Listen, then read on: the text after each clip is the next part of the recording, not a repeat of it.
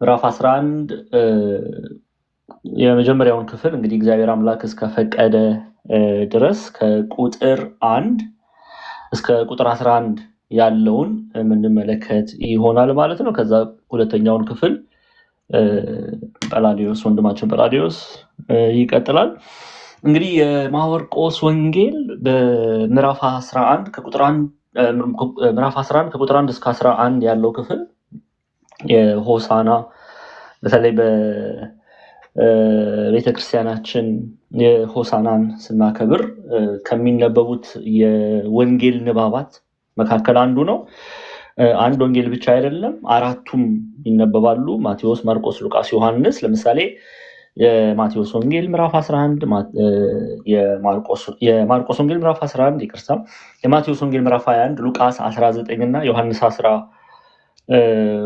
ላይ ያለውን ክፍል እንመለከታለን። ዛሬ ለትምህርታችንም ይሆነን ዘንድ ግን ያው የማርቆስ ወንጌል ጥናት እንደመሆኑ መጠን ቀጥታ የማርቆስ ወንጌልን ነው የምናየው። ሌሎቹ ንባባት ቲንክ ሰዓትን ለመጠበቅ እልፍ ቶሎ እያልኩ ባነበው ደስ ይለኛል። ምናልባት ሰዓት ይኖረናል። የማቴዎስ ወንጌል ምዕራፍ 21 ከቁጥር 1 እስከ 11 ላይ እናገኛለን። ሉቃስ ምዕራፍ 19 ቁጥር 28 እስከ 40 እናገኛለን። ዮሐንስ ወንጌል ምዕራፍ 12 ከቁጥር 12 እስከ 15 ላይ ይሄንኑ ታሪክ እናገኛለን። ለምሳሌ ዮሐንስ ወንጌል ምዕራፍ 12ን ስታነቡ ከቁጥር 12 ጀምሮ በማግስቱም ወደ በዓሉ መጥተው የነበሩ ብዙ ህዝብ ኢየሱስ ወደ ኢየሩሳሌም እንዲመጣ በሰሙ ጊዜ የዘንባባ ዝንጣፊ ይዘው ሊቀበሉት ወጡና ሆሳና በጌታ ስም የሚመጣ የእስራኤል ንጉሥ የተባረከ ነው እያሉ ጮሁ የሚለውን ክፍል እናያለን። የማቴዎስ ወንጌል ላይ ደግሞ ስትመጡ የማቴዎስ ወንጌል ምዕራፍ 21 ላይ ከቁጥር 1 ጀምራችሁ ስትመለከቱ ወደ ኢየሩሳሌምም ቀርበው ወደ ደብረ ዘይት ወደ ቤተፋጌ ሲደርሱ ያን ጊዜ ኢየሱስ ከደቀ መዛሙርቱ ሁለቱን ላከ፣ እንዲህም አላቸው፣ በፊታችሁ ወዳለች መንደር ሂዱ። በዚያን ጊዜም የታሰረች አህያ ውርንጫም ከእርሷ ጋር ታገኛላችሁ፣ ፈታችሁም አውጡልኝ። ማንም አንዳች ቢላችሁ ለጌታ ያስፈልጉታል በሉ፣ ወዲያውም ይሰዳቸዋል። ለጽዮን ልጅ እነሆ ንጉሥሽ የዋህ ሆኖ በአህያ ላይና በአህያይቱ ግልግል በውርንጫይቱ ላይ ተቀምጦ ወደ አንቺ ይመጣል በሏት ተብሎ በነቢያት የተነገረው ይፈጸም ዘንድ ይህ ሆነ እያለ ይቀጥላል። ያው እናንተ ይህንን መጽሐፍ ቅዱስ ጥቅስ የምንናገረው እኔም ሆነ በላድ እንድትጽፉት ነው። እናንተ ጽፋችሁ ያው ማርቆስን ነው የምናጠናው፣ ግን ማቴዎስ ላይም ሉቃስ ላይም ቅድም እንዳየነው ዮሐንስ ላይም እንዳለ እንድታውቁ። ቤተክርስቲያንም በዚህ በሆሳና ዕለት አራቱን ማቴዎስ፣ ማርቆስ፣ ሉቃስ፣ ዮሐንስ የሆሳናን ክፍል የሚናገረውን በድባብ ታቀርባለች እና ያንን ቤት ማንበብ ልማድ እንድታደርጉት በሚል ነው ጥቅሶቹን የተናገርነው። ወደ ማርቆስ እንሄዳለን። መጽሐፍ ቅዱስ የማርቆስን ስለምናጠና የማርቆስ ወንጌልን ላይ ነው ትኩረት አድርገን የምንቀጥለው ማለት ነው። እንግዲህ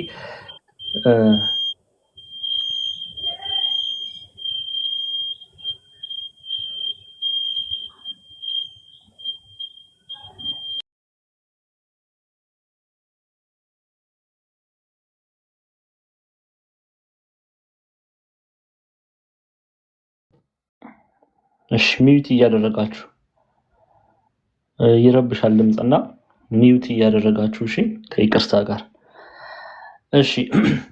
የማርቆስ ወንጌል ምዕራፍ 11 ከቁጥር 1 እስከ 11 ያለውን እግዚአብሔር አምላክ ይረዳን እንማማራለን። ቁጥር 11 ላይ ወደ ኢየሩሳሌምም ከደብረ ዘይት አጠገብ ወዳሉት ወደ ቤተፋጌ እና ወደ ቢታንያ በቀረቡ ጊዜ ከደቀ መዛሙርቱ ሁለቱን ልኮ በፊታችሁ ወዳለች መንደር ሂዱ፣ ወዲያውም ወደ እርሷ ገብታችሁ ከሰው ማንም ገና ያልተቀመጠበት ውርንጫ ታስሮ ታገኛላችሁ፣ ፈታችሁ አምጡልኝ። ማንም ስለምን እንዲህ ታደርጋላችሁ ቢላችሁ ለጌታ ያስፈልገዋል በሉት፣ ወዲያውም ደግሞ ወደዚህ ይሰዳዋል አላቸው። ሄዱም ውርንጫውንም በመንገድ መተላለፊያ በደጅ ውጪ ታስሮ አገኙት፣ ፈቱትም። በዚያም ከቆሙት አንዳንዶች ውርንጫውን የምትፈቱት ምን ልታደርጉት ነው አሏቸው። እነርሱም ኢየሱስ እንዳዘዘ አሏቸው። ተዋቸው። ውርንጫውም ወደ ኢየሱስ አመጡት፣ ልብሳቸውንም በላዩ ጣሉ፣ ተቀመጠበትም። ብዙ ሰዎችም ልብሳቸውን በመንገድ ላይ አነጠፉ፣ ሌሎችም ከዛፍ ቅጠሎች እየቆረጡ ያነጥፉ ነበር። የሚቀድሙትም የሚከተሉትም ሆሳና በጌታ ስም የሚመጣ የተባረከ ነው፣ በጌታ ስም የምትመጣ የአባታችን የዳዊት መንግስት የተባረከች ናት፣ ሆሳና በአርያም እያሉ ይጮሁ ነበር። ኢየሱስም ወደ ኢየሩሳሌም ወደ መቅደስ ገባ። ዘወር ብሎም ሁሉን ከተመለከተ በኋላ ጊዜው መሽቶ ስለነበረ ከ12ቱ ጋር ወደ ቢታንያ ወጣ ይላል። ይህን ክፍል ነው እንግዲህ የምንማረው። እንግዲህ አስቀድሞ ወደ ኢየሩሳሌምም ከደብረ ዘይት አጠገብ ወዳሉት ወደ ቤተፋጌ እና ወደ ቢታንያ በቀረቡ ጊዜ ብሎ ይጀምራል። እንግዲህ እዚህ ክፍል ላይ ማወቅና መረዳት ያለብን ጌታችን መድኃኒታችን ኢየሱስ ክርስቶስ ወደ ኢየሩሳሌም እየቀረበ ባለበት ሰዓት አስቀድሞ ሁለቱን ደቀ መዛሙርት ላከ። ለምንድን ወደ ኢየሩሳሌም በቀረበ ጊዜ የሚለውን አንደኛ አስቀድሞ በተለይ ያለፉት ምዕራፎችን ስናይ ምዕራፍ 10 ምዕራፍ 9 ላይ እንዲህ የማርቆስ ወንጌልን ስናይ አስቀድመን ወደ ኢየሩሳሌም ይሄድ የነበረው ስለምን እንደሆነ ተማምረናል። ኦኬ፣ እግዚአብሔር አምላክ አስተምሮናል። ወደ ኢየሩሳሌም እየሄደ የነበረው የሕማማቱን የቤዛነቱን ስራ ለመፈጸም ነው። ኦኬ፣ በቀራንዮ ላይ ቤዛ ሆኖ የሰውን ልጅ ከድቅድቅ ጨለማ ወደሚደነቅ ብርሃን ሊያወጣው ነው ወደ ኢየሩሳሌም እየሄደ ያለው። ወደ ኢየሩሳሌምም ከደብረ ዘይት አጠገብ ወዳሉት ወደ ቤተፋጌ እና ወደ ቢታንያ በቀረቡ ጊዜ፣ አሁን ወደ ኢየሩሳሌም በቀረበ ጊዜ ሁለቱን ደቀ መዛሙርት ላከ ይላል። ለምንድን ነው ይሄ? መንፈሳዊ ትርጉሙ ምንድን ነው? ወደ ኢየሩሳሌም መቅረቡ ምንን ያሳያል? ኦኬ፣ አንደኛ የእግዚአብሔር መንግስት ኢየሩሳሌም ምድራዊቷን ኢየሩሳሌም ብቻ አይደለም መመልከት ያለብን፣ ሰማያዊቷ ኢየሩሳሌም መቅረቧን፣ የእግዚአብሔር መንግስት መቅረቧን እንድንረዳ እንድናውቅ። ጌታችን መራችን ኢየሱስ ክርስቶስ እሱ ራሱ መንግስተ ሰማያት ነውና እርሱ ራሱ የመጣው በአባቱ ፈቃድ በመንፈስ ቅዱስ ፈቃድ በራሱ ፈቃድ ወደዚህ ምድር የመጣው የሰውን ልጅ ወደ እግዚአብሔር መንግስት ለማቅረብ እንደሆነ ቅዱሳን ከተማ ወደ ተባለችው ወደ እግዚአብሔር መንግስት ወደ ሰማያዊቷ ኢየሩሳሌም ለማቅረብ እንደመጣ የምንረዳበት ክፍል ነው። ይህንን በወንጌል ላይ አስተውለን ከሆነ የማርቆስ ወንጌል ምዕራፍ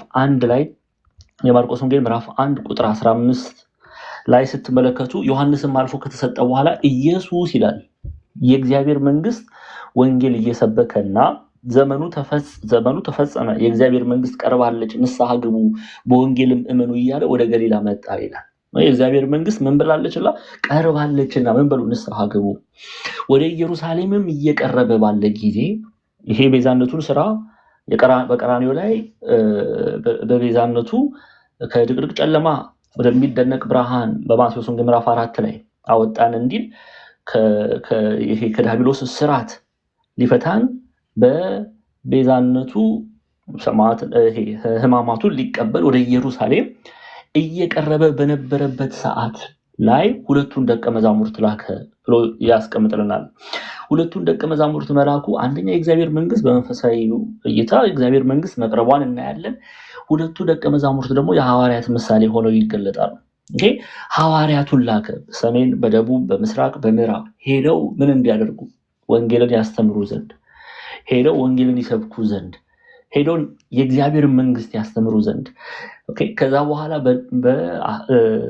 በተለያዩ የዓለም የምድር ማዕዘናት ላይ ያሉትን ሰዎች ወደ እግዚአብሔር መንግስት ይጨምሩ ዘንድ አስቀድሞ ሁለቱን ደቀ መዛሙርት ላከ። ስማቸው አልተጠቀሰም። በእርግጥ ቃል በቃል ግን ገጸ ንባቡን ስንመለከት ወደ ኢየሩሳሌምም ከደብረ ዘይት አጠገብ ወዳሉት ወደ ቤተፋጌና ወደ ቢታንያ በቀረቡ ጊዜ ከደቀ መዛሙርቱ ሁለቱን ላከ ብለው ያስቀምጣሉ። ስለዚህ የእግዚአብሔር መንግስት እየቀረበች መሆኗን ነው የምንረዳው። ኢየሩሳሌም የሚለው ይሄ ምድራዊቷን ከተማ ብቻ እንድንመለከት አይደለም። መንፈሳዊ ትርጉሙ የእግዚአብሔር መንግስት መቅረቡን ነው የምናየው። ሰማያዊቷ ኢየሩሳሌም መቅረቧን ነው የምናየው። ስለዚህ ከዚች ሰማያዊት ኢየሩሳሌም ሰዎች ይካፈሉ ዘንድ እግዚአብሔር አምላክ ማንን ላከ? ሐዋርያቱን ላከ፣ ደቀ መዛሙርቱን ላከ። ይህንን በተለይ በሐዋርያት ሥራ ምዕራፍ 1 ቁጥር 8 ላይ ጌታችን መድኃኒታችን ኢየሱስ ክርስቶስ እንዲህ ብሎ ያስተምረናል። ሉቃስ ሲጽፍልን የሐዋርያት ሥራ ምዕራፍ 1 ቁጥር 8 ላይ ነገር ግን መንፈስ ቅዱስ በእናንተ ላይ በወረደ ጊዜ ኃይልን ትቀበላላችሁ። ሐዋርያትን ነው የሚናገረው። በኢየሩሳሌምም በይሁዳም ሁሉ በሰማርያም እስከ ምድር ዳርም ድረስ ምስክሮቼ ትሆናላችሁ አለ። ይህንም ከተናገረ በኋላ እነርሱ እያዩት ከፍ ከፍ አለ፣ ደመናትም ከዓይናቸው ሰውራ ተቀበለች።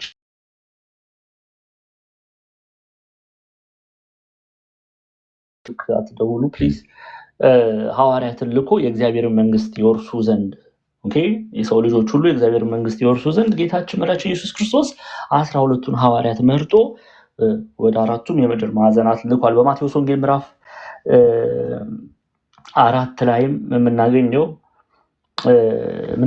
እውነት ይሄ ነው። የማቴዎስ ወንጌል ምዕራፍ 4 ላይ ስትመለከቱ ቁጥር 17 ጀምሮ የተባለው የሚፈጸም ዘንድ ይህ ሆነ፣ ከዚያ ዘመን ጀምሮ ኢየሱስ መንግስተ ሰማያት ቀርባለችና ንስሐ ግቡ እያለ ይሰብክ ጀመረ። እና መንፈሳዊ ትርጉሙን የማርቆስ ወንጌል ምዕራፍ 11 ላይ ማወቅ መረዳት እጅግ ወሳኝ የሆነ ነጥብ ነው። እና ወደ ኢየሩሳሌም ቀረበ ሲባል የእግዚአብሔር መንግስት መቅረቧን ነው የምናየው። ደቀ መዛሙርቱን ልኮ ስንል ሐዋርያቱን ልኮ ወንጌል ለብዙሃኑ ዘንድ ይዳረስ ዘንድ በኢየሩሳሌም ብቻ ሳይሆን በይሁዳ ብቻ ሳይሆን በሰማሪያ ብቻ ሳይሆን እስከ ምድር ዳርም ድረስ ስንል አሕዛብ ጋር ሁሉ አሕዛብ ግሪክ፣ ሮማን ሄዶ ወንጌል ተሰብኮ ብዙዎች የእግዚአብሔርን መንግስት ይወርሱ ዘንድ ደቀ መዛሙርቱን እንደላከ እንረዳለን።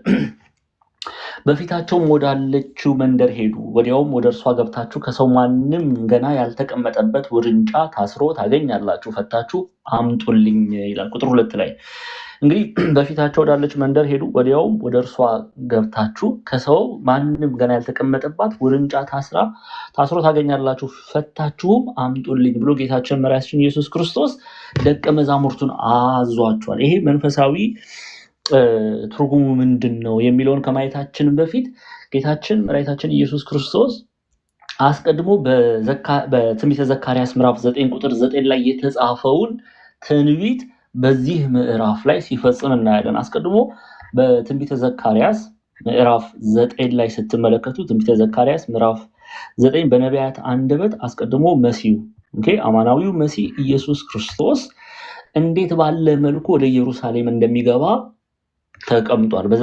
አንቺ የጽዮን ልጅ ሆይ ብሎ ይጀምራል። ቁጥር 9 ላይ እጅግ ደስ ይበልሽ አንቺ የኢየሩሳሌም ልጅ ሆይ እልል በይ፣ እነሆ ምንሽ ንጉስሽ ብሎ ይጀምራል። በደንብ ስሙ።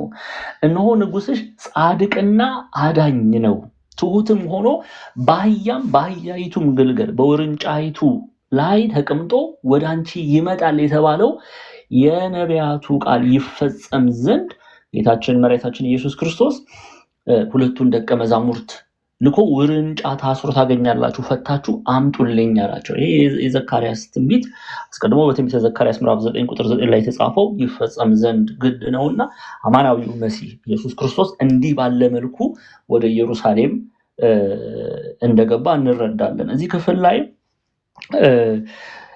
በፊታችሁ ወዳለች መንደር ሂዱ፣ ወዲያውም ወደ እርሷ ገብታችሁ ከሰው ማንም ገና ያልተቀመጠበት ውርንጫ ታስሮ ታገኛላችሁ፣ ፈታችሁም አምጡልኝ ይላል። እንግዲህ ይህንን ክፍል ቤተክርስቲያናችን መተርጉማን ሲያፍራሩ ሲያስተምሩ እንግዲህ አይታችሁ ከሆነ ታስረዋል። መታሰራቸው ምንን ነው የሚገልጸው? የእግዚአብሔር ቃል ከእስራታቸው ፈተው ሐዋርያት ያመጧቸው ዘንድ። ለምሳሌ ቅዱስ ጳውሎስን ብንመለከት በተለያዩ ሐዋርያዊ ጉዞውን ሲያደርግ አንደኛ፣ ሁለተኛ፣ ሶስተኛ ሐዋርያዊ ጉዞ ሲያደርግ የሚሄድበት አሕዛብ በተለያየ ጣዖት አምልኮ ታስረዋል። ለምሳሌ ይሄ በተለይ በዘመኑ በሐዋርያት ዘመን ይሄ ክላሲካል ሚቶሎጂ ግሪኮ ሮማን ካልቸር ላይ ብዙዎቹ ታስረው ነበረ። በአምልኮተ ዙስ፣ በአምልኮተ አቴና፣ በአምልኮተ ሄራ፣ እነዚህ የግሪኮ ሮማን ካልቸር በዙስ በግሪክ ነው፣ በሮማን ስትመለከቱት ጁፒተር በተለያዩ የጣዖት አምልከው ታስረው ነበር። ለምሳሌ ኤፌሶን ብትመለከቱ በአርጤምስ ነበረ የሚያመልኩ የነበረው እና ፈታችሁ አምጡልኝ ሲል ቅዱስ ጳውሎስ ከባዕድ አምልኮ ፈቶ በእግዚአብሔር ቃል አስተምሮ ፈቶ አሕዛብን ወደ ማን? ወደ እግዚአብሔር፣ ወደ ኢየሱስ ክርስቶስ፣ ወደ አምልኮተ፣ ወደ አማናዊው አምላክ፣ ወደ አማናዊው መሲህ፣ ወደ አማናዊው ጌታ ኦኬ ወደ ኢየሱስ ክርስቶስ አቅርበዋል ሐዋርያት። ይህንን ደግሞ የሐዋርያው ቅዱስ ጳውሎስ መልእክታት ወይም ደግሞ ሐዋርያዊ ጉዞ ላይ ብቻ አይደለም የምናየው፣ ሁሉም ሐዋርያት ያደረጉት ነው። አስተምረው ወደ እግዚአብሔር መንግስት እንዲጨመሩ ምክንያተ ድህን ሆነዋል። ኦኬ የሰዎቹ የመዳን ምክንያት ሆነዋል። ስለዚህ ፈታችሁ አምጡልኝ የሚለውን የምንረዳው መንፈሳዊ ትርጉሙ ከኃጢአት ፈታችሁ አምጡልኝ፣ ኦኬ ከታሰሩበት እስራት ፈታችሁ አምጡልኝ፣ ከጣዖት አምልኮ ፈታችሁ አምጡልኝ። ይህንን ነበር ሐዋርያት ያደርጉ የነበረው። ስለዚህ በፊታችሁ ወዳለች መንደር ሂዱ አለ። ይህን ብቻ አይደለም። እዚህ ክፍል ላይ ብዙ ሰው የማያስተውለው እኔና እናንተ እንድናስተውለው የምፈልገው አንድ እውነት አለ። ጌታችን መድኃኒታችን ኢየሱስ ክርስቶስ አስቀድሞ የሚናገሩትን አስቀድሞ ነግረዋቸዋል። ስሙ፣ በፊታችሁም ወዳለች መንደር ሂዱ፣ ወዲያውም ወደ እርሷ ገብታችሁ ከሰው ማንም ገና ያልተቀመጠበት ውርንጫ ታስሮ ታገኛላችሁ፣ ፈታችሁ አምጡልኝ። ማንም ስለምን እንዲህ ታደርጋላችሁ ቢላችሁ ለጌታ ያስፈልገዋል በሉት፣ ወዲያውም ደግሞ ወደዚህ ይሰደዋል አላቸው። አስቀድሞ ሐዋርያትን ጌታችን መድኃኒታችን ኢየሱስ ክርስቶስ ከመላኩ በፊት አስቀድሞ ምን አድርጓል? አስተምሯቸዋል። የሚናገሩትን አስቀድሞ ነግሯቸዋል። እንግዲህ ስለዚህ እርሱ አስቀድሞ አስተምሮ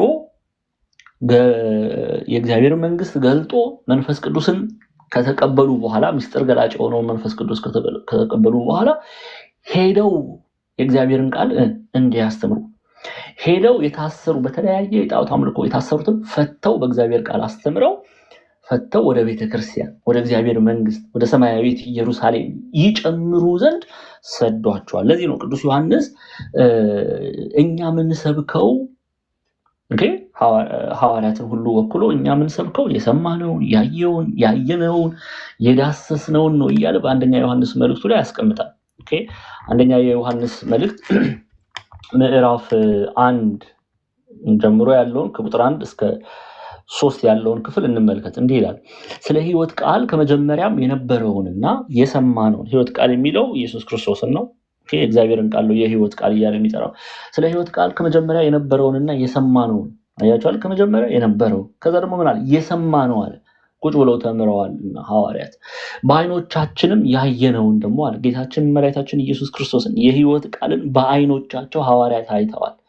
ያየነውን የተመለከትነውንም እጆቻችንም የዳሰሱትን ምን እንላለን? እናወራለን። ሐዋርያት የሰሙትን ያዩትን የዳሰሱትን ነው የሚያወሩት። ከዛ ሕይወት ተገለጠም አይተንማል እንመሰክርማለን። ከአብ ዘንድ የነበረውን ለእኛም የተገለጠውን የዘላለም ሕይወት እናወራላችኋለን። እናንተ ደግሞ ከኛ ጋር ህብረት እንዲኖራችሁ ያየነውንና የሰማነውን ለእናንተም ደግሞ እናወራላችኋለን። ህብረታችንም ከአባት ጋር ከልጁም ከኢየሱስ ክርስቶስ ጋር ነው። ደስታችሁም እንዲፈጸም ይህንን እንጽፍላችኋለን ይላል ቅዱስ ዮሐንስ። ስለዚህ የተማሩትን ነው ያስተማሩት፣ የሰሙትን ነው የነገሩን። አማናዊ ትምህርታቸው አማናዊ መሆኑን እንድንረዳ ቅዱስ ዮሐንስ እንዲህ ባለ መልኩ ሲገልጥ እናያለን። ሰምተው ከጌታችን ከመድኃኒታችን ከኢየሱስ ክርስቶስ ሰምተው አስተማሩ። ሰምተው አስተማሩ። በማርቆስ ወንጌል ላይም የምናየው ይሄንን ነው። የተላኩት እነዛ ሁለቱ ደቀ መዛሙርት የሚናገሩትም ቃል ተሰጥቷቸዋል። ለዛ ነው በቁጥር 3 ላይ ማንም ስለምን እንዲህ ታደርጋላችሁ ቢላችሁ ለጌታ ያስፈልገዋል በሉት፣ ወዲያውም ደግሞ ወደዚህ ይሰደዋል አላቸው ተብሎ የተጻፈው። አስቀድሞ ጌታችን መድኃኒታችን ኢየሱስ ክርስቶስ ምን መናገር እንዳለባቸው ደቀ መዛሙርቱን ከመላኩ በፊት ነግሯቸዋልና ተምረዋልና። ሄዱም ውርንጫውንም በመንገድ መተላለፊያ በደጅ ውስጥ ታስሮ አገኙት፣ ፈቱትም። በዚያም ከቆሙት አንዳንዶች ውርንጫውን የምትፈቱት ምን ልታደርጉት ነው አሏቸው። እነርሱም ኢየሱስ እንዳዘዘ አሏቸው። ተዋቸውም ይላል ቃሉን ስታነቡት፣ ተዋቸውም ይላል። አስቀድመው ፈቱት፣ ከዛ ጠየቋቸው። ምን ልታደርጉ ነው የምትፈቱት ብለው ጠየቋቸው። እነርሱም ኢየሱስ እንዳዘዘ አሏቸው፣ ተዋቸውም። እና መታሰር መፈታት የሚለውን ልንረዳ የሚገባው በዚህ መልኩ ነው። ክርስቲያናችን የምታስተምረው ተፈቱ ስትል ያመልኩ ከነበረው ከጣዖት አምልኮ ተፈቱ፣ ይመላለሱ የነበረው ከጣዖት አምልኮ ተፈቱ። ስለዚህ ወደ ኢየሱስ ክርስቶስ ሐዋርያት ፈተው አመጧቸው። ፈተው ምን ሊያደርጉ? ጌታችን መድኃኒታችን ኢየሱስ ክርስቶስ እሱ በጸጋ እንዲያድርባቸው ኦኬ ወደ እግዚአብሔር አቀረቡ። አስተምረው ወደ እግዚአብሔር አቀረቡ። ያንን ነው የምንረዳው። ውርንጫውንም ወደ ኢየሱስ አመጡት፣ ልብሳቸውንም በላይ ጣሉ፣ ተቀመጠበትም ይላል። እንግዲህ አሁን በሁለት እናየዋለን። እዚህ ጋር ሁለት ነገር አለ። ቁጥር 7 እና 8 ላይ አንደኛ ልብሳቸውን በላዩ ጣሉ ይላል። ከዛ ደግሞ ቁጥር 8 ላይ ስትመለከቱ ብዙ ሰዎችም ልብሳቸውን በመንገድ ላይ አነጠፉ፣ ሌሎችም ከዛፍ ቅጠሎች እየቆረጡ ያነጥፉ ነበር ይላል። ኦኬ ሁለቱን እንመልከት። ልብሳቸውን በላይ ጣሉ መባሉ ምንን ነው የሚናገረው? ልብሳቸውን በመንገድ ላይ አነጠፉ የሚለው ምንን ነው የሚናገረው? ኦኬ ውርንጫውም ወደ ኢየሱስ አመጡት፣ ልብሳቸውንም በላይ ጣሉ፣ ተቀመጠበትም ይላል። ይሄ የሚያሳየው ምንድነው? ሐዋርያትም ይሄንን ልብሳቸውን በላይ ጣሉ፣ ተቀመጠበትና አስተምረው ከዛ በኋላ ወደ ጌታችን ወደ መድኃኒታችን ወደ ኢየሱስ ክርስቶስ አቀረቡ። ፈቷቸው፣ ከአሕዛብ ማንነታቸውን ፈተው፣ ከዛ ከጣዖት አምልኮ ፈተው ወደ ኢየሱስ ክርስቶስ አቀረቧቸው። ከዛ ልብሳቸውን በላይ ጣሉ፣ ተቀመጠበትም። ኦኬ ምንን ነው የሚናገረው? ይሄ አንደኛ በጸጋ አደረ። ኦኬ በጸጋ አደረባቸው። ጸጋ እግዚአብሔርን ተቀበሉ። ኦኬ ልብስ ማውለቅ፣ ልብስ መልበስ ጸጋን ነው የሚናገረው መጽሐፍ ቅዱሳችን ላይ እና ሰው ከጸጋ ሲጓደል እርቃኑን ነው የሚሆነው። ከጸጋ ሲጓደል እርቃኑን ነው የሚሆነው። ልብስ ደግሞ ሲለብስ ጸጋ እግዚአብሔር አደረበት። አስተምረው ከዛ አጥምቀው ወደ ቤተክርስቲያን ከተጨመረ በኋላ አንድ ሰው የማን ማደሪያ ነው የሚሆነው? የእግዚአብሔር የቅዱሱ መንፈስ ማደሪያ ነው የሚሆነው። የእግዚአብሔር ማደሪያ ነው የሚሆነው።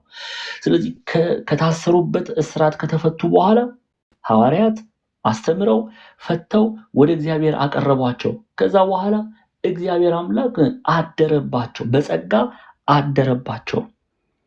ኦኬ በጸጋ አደረባቸው። ለዛ ነው ልብሳቸውንም በላይ ጣሉ፣ ተቀመጠበትም። ውርንጫውን ወደ ኢየሱስ አመጡት፣ ልብሳቸውንም በላይ ጣሉ፣ ተቀመጠበትም የሚለው ብዙ ሰዎችም ልብሳቸው በመንገድ ላይ አነጠፉ፣ ሌሎችም ከዛፍ ቅጠሎች እየቆረጡ ያነጥፉ ነበር ይላል። ልብሳቸውን በመንገድ ላይ አነጠፉ የሚለው ደግሞ ምን ነው የሚናገረው? አምላክነቱን ኦኬ ንጉስነቱን አወጁ። ኦኬ ንጉስ ነህ፣ አማናዊ ንጉስ ነህ አሉ። ንጉስነቱን አወጁ። ይሄ መጽሐፍ ቅዱሳዊ አስረጅ ሰጣቸዋለሁ። ሁለት የመጽሐፍ ቅዱስ ክፍል እናያለን። አንደኛ መጽሐፈ ነገሥት ካልዕ የምትጽፉ ሰዎች መጽሐፈ ነገሥት ካልዕ ምዕራፍ 9 ላይ ከቁጥር 13 ኦኬ መጽሐፈ ነገሥት ካልዕ ምዕራፍ 9 ቁጥር 13 ላይ ትሄዱልኛላችሁ ለምትጽፉ ሰዎች። መጽሐፈ ነገሥት ካልዕ ምዕራፍ 9 ቁጥር 13 ላይ እንዲህ የሚል ቃል እናገኛለን። ሁሉም ፈጥነው ልብሳቸውን ወሰዱ፣ በሰገነት መሰላል እርከን ላይ ከእግሩ በታች አነጠፉለት፣ ቀንደ መለኮትም እየነፉ እዩ ነግሷል አሉ ይላል። ይሄ ንግስናን ነው የሚናገረው ድርጊታቸው። ልብሳቸውን ማንጠፋቸው ምንን ይናገራል? ንጉስን ጌታችን መድኃኒታችን ኢየሱስ ክርስቶስ አንተ ንጉስ ነህ፣ የእርሱን ንግስና እያወጁ ነው። አንድም ደግሞ ኢትዮጵያን ሊቃውንት ክብራችን አንተ ነህ ሲሉ ልብሳቸውን አነጠፉለት ብለው ያስቀምጣሉ። እውነት ነው። እኔና ኢየሱስ ክርስቶስ አማናዊ ንጉስ ነው። እሱ የነገስታት ንጉስ ነው። አንድም ክብራችን አንተ ነህ ሲሉ አነጠፉለት። ክብራችን አንተ ነህ ሲሉ ኦኬ ሌላም ገመናችንን የምትሸፍን አንተ ነህ ሲሉ ብለው አነጠፉለት ብለው ይተረጉሙታል አበው። ገመናችንን የምትሸፍን አንተነ፣ ክብራችን አንተነ፣ ንጉሳችን አንተነ ሲሉ ልብሳቸውን አነጠፉለት። ዮሐንስ ወንጌል ቅድም መግቢያችን ላይ ስናነብ ካስተዋላችሁ ዮሐንስ ወንጌል ምዕራፍ 12 ላይ እንዲህ የሚል ቃል እናገኛለን። ዮሐንስ ወንጌል ምዕራፍ 12 ከቁጥር 12 እስከ 15። ምናልባት እየፈጠንኩ ከሄድኩ አሳውቁኝ እሺ። ትንሽ የሰዓት ጉዳይ ስለሆነብኝ ነው ቶሎ እያልኩ ያለሁት። ዮሐንስ ወንጌል ምዕራፍ 12 ከቁጥር 12 እስከ 15 ላይ እንዲህ ይላል። በማግስቱም ወደ በዓሉ መጥተው የነበሩ ብዙ ሕዝብ ኢየሱስ ወደ ኢየሩሳሌም እንዲመጣ በሰሙ ጊዜ የዘንባባ ዝንጣፊ ይዘው ሊቀበሉት ወጡና ሆሳና በጌታ ስም የሚመጣ የእስራኤል ንጉሥ የተባረከ ነው እያሉ ጮሁ። አንቺ የጽዮን ልጅ አትፍሪ፣ እነሆ ንጉሥሽ በአህያ ውርንጫ ላይ ተቀምጦ ይመጣል ተብሎ እንደተጻፈ ነው። ኢየሱስ የአህያ ውርንጫ አግኝቶ በእርሱ ተቀመጠ እያለ ይቀጥላል። ስለዚህ ንጉሥ መሆኑን እያወጁ ነው ልብሳቸውን ሲያነጥፉ ማለት ነው። ንጉሳችን አንተ ነህ፣ ኦኬ፣ አማናዊ ንጉሥ እርሱ መሆኑን ሲያውጁ በዚህ መልኩ ተገልጧል። ሌላው በአህያ ላይ የተገለጠበት ምክንያት ምንድን ነው? ለምን ፈረስ አልሆነም? ኦኬ፣ አሁን ብዙ ጊዜ በተለይ ሆሳናን ስናስብ ይሄን ክፍል አንስተን እንነጋገራለን። ብዙ ጊዜ ሰምታችኋል፣ ተምራችኋል። አንድ ሁለት ነጥብ ላንሳ። በአህያ የተገለጠበት ምክንያት አንደኛ የትንቢቱ ፍጻሜ በትንቢተ ዘካርያስ ምዕራፍ 9 ቁጥር 9 ላይ አንቺ የጽዮን ልጅ ሆይ እጅግ ደስ ይበልሽ፣ አንቺ የኢየሩሳሌም ልጅ ሆይ እልል በይ፣ እነሆ ንጉሥሽ ጻድቅና አዳኝ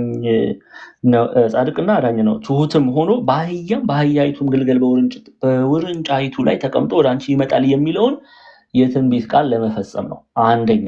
ሁለተኛ በአህያ የመገለጡ ትህትናን ለማሳየት ነው። በአህያ ላይ መገለጡ ትህትናን ለማሳየት ነው።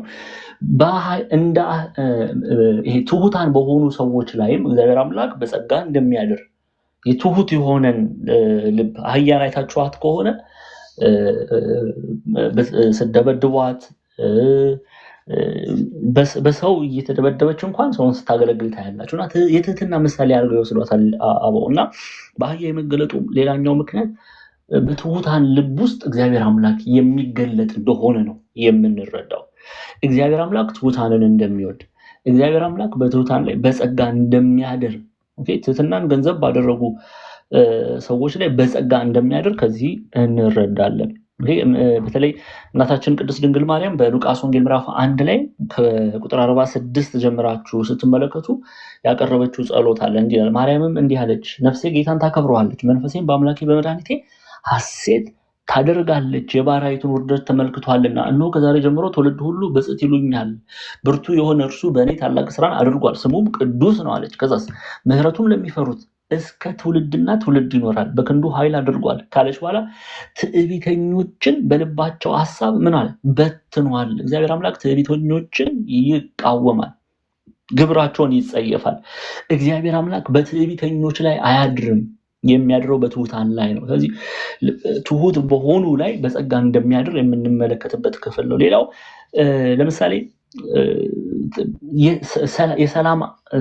እሱ ሰላማዊ የሆነው ጌታ የሰላም አለቃ መሆኑን ያወጀበት አንዱም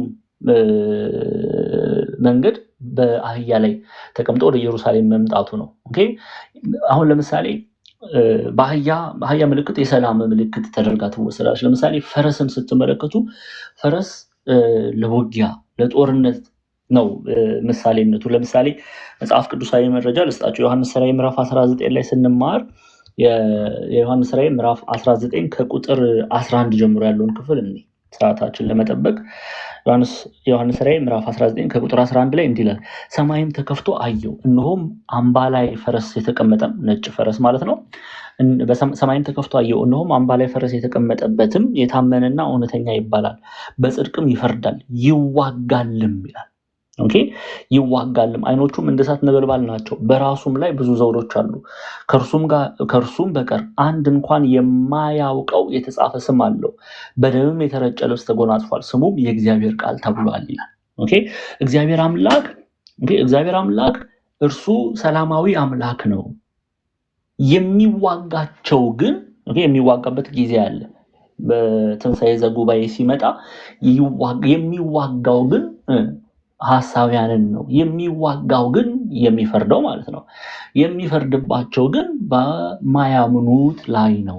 አሁን ግን ስትመለከቱት በአህያ ተቀምጦ መምጣቱ እሱ የሰላም አምላክ መሆኑን፣ የሰላም አለቃ መሆኑን፣ ሰላማዊ መሆኑን ነው የምንረዳው። የሚፈርድ ግን እግዚአብሔር አምላክ ሰላም ነው። እሱ የሰላም ምንጭ ነው። የሚፈረድባቸው የሚዋጋቸው ግን ኃጥአንን ነው። ይፈረድባቸዋል በጊዜው ለፍርድ በሚመጣበት ጊዜ እና በዚህ አሁን በትንሣኤ ዘጉባኤ ስትመለከቱ በፈረስ ምሳሌ መገለጡ በውጊያ የሚሉት እነዚህ ቃላቶች እግዚአብሔር አምላክ በሐሳቢው መሲህ በሐሳቢው ነቢይ በዲያብሎስ ላይ በፍርድ እንደሚገለጥ እናያለን እና ፈረስ የጦርነት ምሳሌ ተደርጎ ሲወሰድ አህያ ደግሞ የሰላም ምሳሌ ሆኖ ሲወሰድ እንመለከታለን። ለዚህ ምክንያቶች ጌታችን መድኃኒታችን ኢየሱስ ክርስቶስ በአህያ ላይ ሰላምሽ እኔ ነኝ ኢየሩሳሌም ሆይ አማናዊ ሰላም ልሰጥሽ የመጣሁት እኔ ነኝ በትንቢተ ዘካርያስ እንደተገለጠው ማለት ነው። አንቺ የጽዮን ልጅ ሆይ እጅግ ደስ ይበልሽ፣ አንቺ የኢየሩሳሌም ልጅ ሆይ እልል በይ፣ እነሆ ንጉሥሽ ጻድቅና አዳኝ ነው፣ ትሁትም ነው፣ በአህያም በአህያይቱም ግልገል በውርንጫይቱም ላይ ተቀምጦ ወደ አንቺ ይመጣል፣ ሰላሟን ሊያውጅ እረፍቷ እሱ እንደሆነ ሲገልጽ በአህያ ላይ ሆኖ ወደ ኢየሩሳሌም ሲመጣ እንመለከታለን። ይሄ በመንፈሳዊ እይታ ኢየሩሳሌም እኛም ደግሞ በእግዚአብሔር ከተማ እንመሰላለን። ኦኬ በእግዚአብሔር ከተማ እንመሰላለን። ለምሳሌ ወደኛ በዚህ ክፍል ላይ ስንረዳ እግዚአብሔር አምላክ ምን እየነገር ነው? አማናዊ የሆነው ሰላም ከኢየሱስ ክርስቶስ እንደሚገኝ ነው ልንረዳ የሚገባ። አሁን እንደዚህ ስንማር ለእኔ በሚል አንደበት ልናደምጥ ያስፈልጋል። ለእኔ በሚል ሕሊና ልንመላለስ ያስፈልጋል። ይሄ መልእክቱ ለእኔ ምንድን ነው እየተናገረ ያለው? ጌታችን መድኃኒታችን ኢየሱስ ክርስቶስ ወደ ኢየሩሳሌም መግባቱ ወደ ኢየሩሳሌም በአህያ ላይ ሆኖ መግባቱ የሚናገረው ለእኔና ለእናንተ አማናዊ ሰላም ልሰጥሽ የምችል አማናዊ ሰላም ልሰጥሽ የምችለው እኔ ነኝ። እረፍት ልሰጥ የምችለው እኔ ነኝ። መጽናናትን ልሰጥ የምችለው እኔ ነኝ እያለ ነው ጌታችን መድኃኒታችን ኢየሱስ ክርስቶስ። አንዳንድ ጊዜ ሰዎች ሰላምን ፍለጋ ብዙ ገንዘብ ሲያወጡ እናያለን። በጣም ብዙ ገንዘብ ሲያወጡ እናያለን። በቃ ሀብታቸውን፣ ንብረታቸውን፣ ሁሉ ነገራቸውን አሳልፈው ይሰጣሉ። ግን አማናዊ ሰላም የሚገኘው ክርስቲያኖች ከክርስቶስ ብቻ ነው። ይሄን ልናውቅ ያስፈልጋል። ሰላም አይምሮን ሁሉ የሚያልፍ እንዳለ ሐዋርያው ቅዱስ ጳውሎስ ምንም ሊይዘው የማይችል ምድራዊ ስልጣን፣ ምድራዊ ኃይል፣ ምድራዊ ሰይፍ ሊይዘው የማይችል ሰላም የሚገኘው ከክርስቶስ ብቻ ነው። ይሄን ልናውቅና ልንረዳ ያስፈልጋል እና ሰላማችሁ እኔ ነኝ ሲል ወደ ኢየሩሳሌም በእንዲህ መልኩ ሲገባ እናያለን። እሺ ሌላው እዛው የማርቆስ ወንጌል ላይ የማርቆስ ወንጌል ምዕራፍ 11 ቁጥር 7 ላይ ስትመጡ እንዲህ ተብሎ ተጽፏል። ሌላው ቁጥር 8 ላይ ሌሎችም ከዛፍ ቅጠሎች እየቆረጡ ያነጥፉ ነበረ። ዘንባባ ሆሳና በአርያም እያሉ የዘንባባ ቅጠልን መያዛቸው ምንን ነው የሚናገረው የሚለውን ሀሳብ እንመልከት። እንግዲህ የማቴዎስ ወንጌል ምዕራፍ 21ን ስትመለከቱ ከቁጥር 1 ጀምሮ ማለት ነው ስለዚህ ክፍል ሲናገር ወደ ኢየሩሳሌምም ቀርበው ወደ ደብረ ዘይት ወደ ቤተ ፋጌ ሲደርሱ ያን ጊዜ ኢየሱስ ከደቀ መዛሙርቱ ሁለቱን ላከ፣ እንዲህም አላቸው በፊታችሁ ወዳለች መንደር ሂዱ። በዚያን ጊዜም የታሰረች አህያ ውርንጫ ከእርሷ ጋር ታገኛላችሁ፣ ፈታችሁም አምጡልኝ። ማንም አንዳች ቢላችሁ ለጌታ ያስፈልጉታል በሉ፣ ወዲያውም ይሰዳችኋል። ለጽዮን ልጅ እነሆ ንጉሥሽ የዋህ ሆኖ በአህያ ላይ እና በአህያይቱ ግልገል በውርንጭት ላይ ተቀምጦ ወደ አንቺ ይመጣል በሏት ተብሎ በነቢይ የተነገረው ይፈጸም ዘንድ ይህ ሆነ። ደቀ መዛሙርቱም ሄደው ኢየሱስ እንዳዘዛቸው አደረጉ። አህያይቱንም ውርንጫዋንም አመጡለት፣ ልብሳቸውንም በእነርሱ ላይ ጫኑ፣ ተቀመጠባቸውም።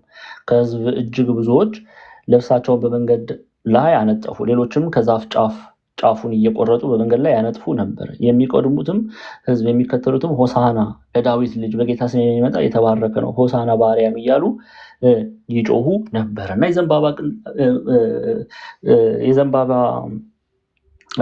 ዘንባባ ይዘው መቀበላቸው ምንን ነው የሚናገረው የሚለውን ሀሳብ እንመለከታለን። አንደኛ ይህንን የሚያዛቸው ሚስጥር ድል አድራጊ በአንተ ድል እናደርጋለን፣ በማን በንጉሱ ድል እናደርጋለን ሲሉን ይሄ ዘንባባ መያዛቸው ድል አድራጊዎች መሆናቸውን ለመግለጽ ነው።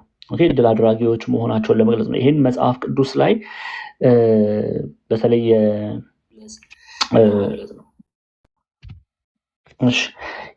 መጽሐፍ ቅዱሳችሁን በተለይ ራዕየ ዮሐንስ ምዕራፍ 7 ላይ ራዕየ ዮሐንስ ምዕራፍ 7 ከቁጥር 9 ላይ እስቲ እንመልከት።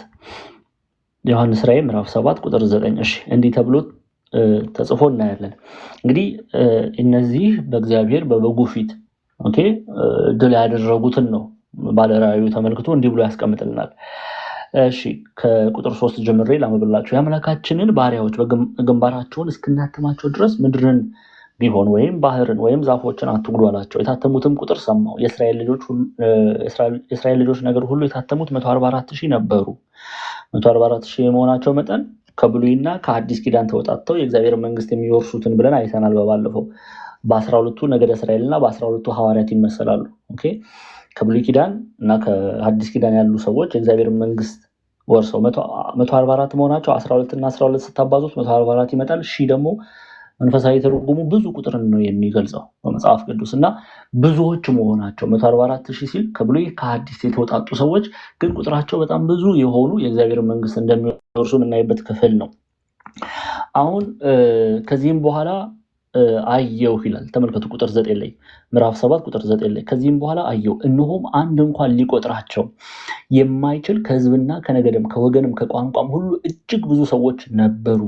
ነጭ ልብስም ለብሰው የዘንባባ ዝንጣፊዎች በእጃቸው ይዘው በዙፋኑና በበጉ ፊት ቆሙ ይላል።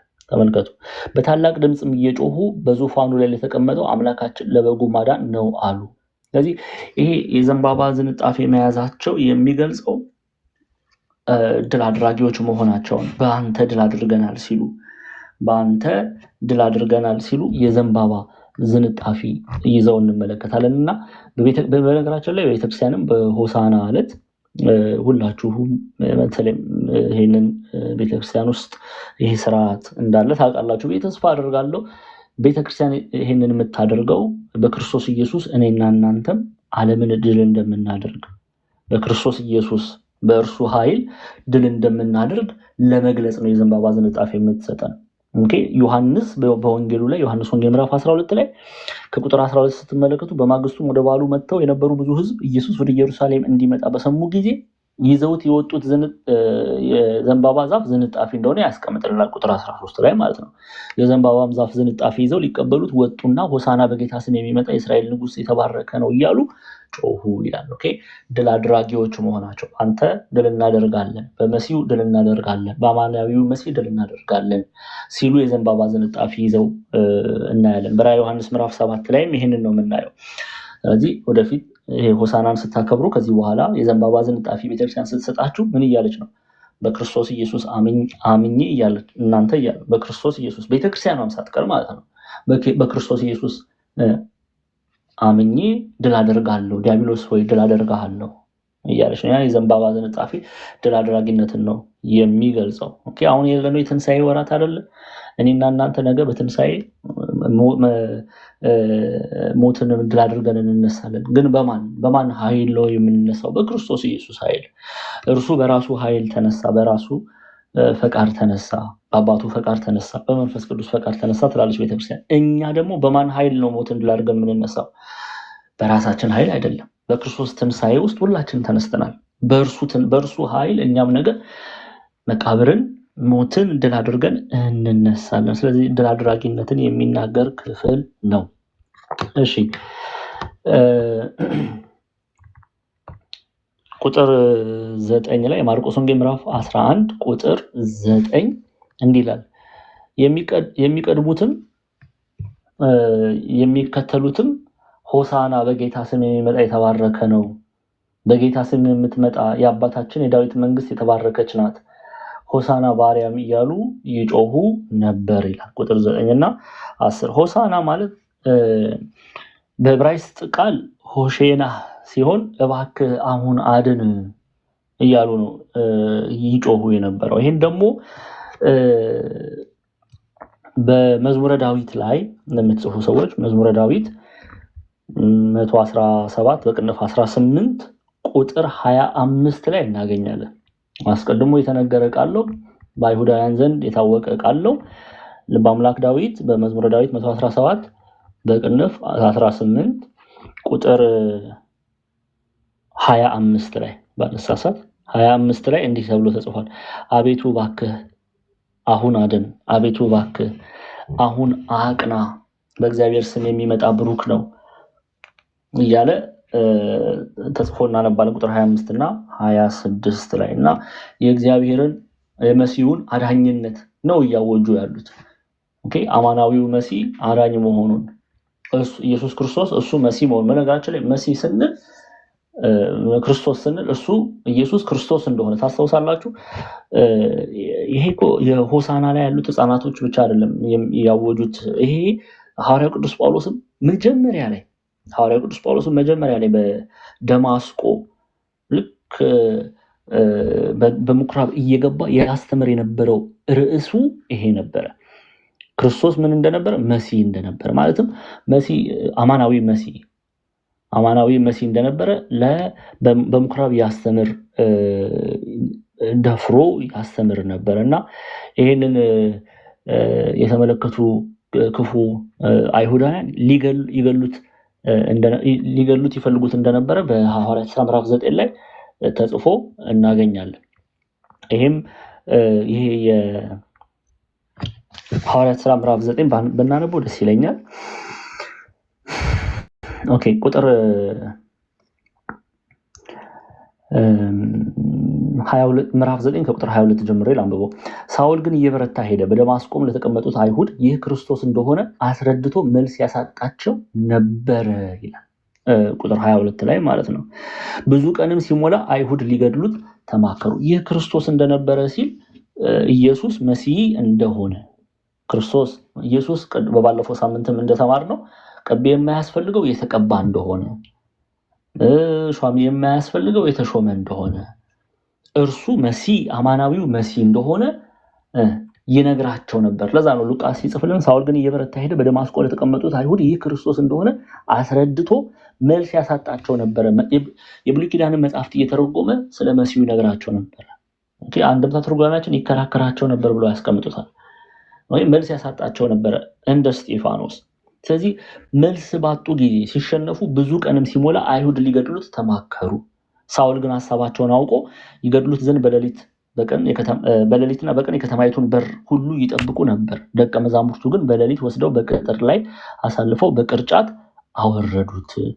እንግዲህ በዚህ ስብከቱ ምክንያት በደማስቆ ሳውል ሊገደል ዘንድ ይፈለግ ነበረ። በደማስቆ ያሉ ደቀ መዛሙርት የተባሉት ምዕመናን ይለዋል አንድምታ ትርጓሜው፣ ክርስቲያኖችን ነው የሚናገረው። እነሱ ግን አስመለጡት፣ ወደ ኢየሩሳሌምም ይሄድ ዘንድ በቅርጫት አስመለጡት። ምክንያቱም በደማስቆ ሊገደል ይፈልግ ነበር።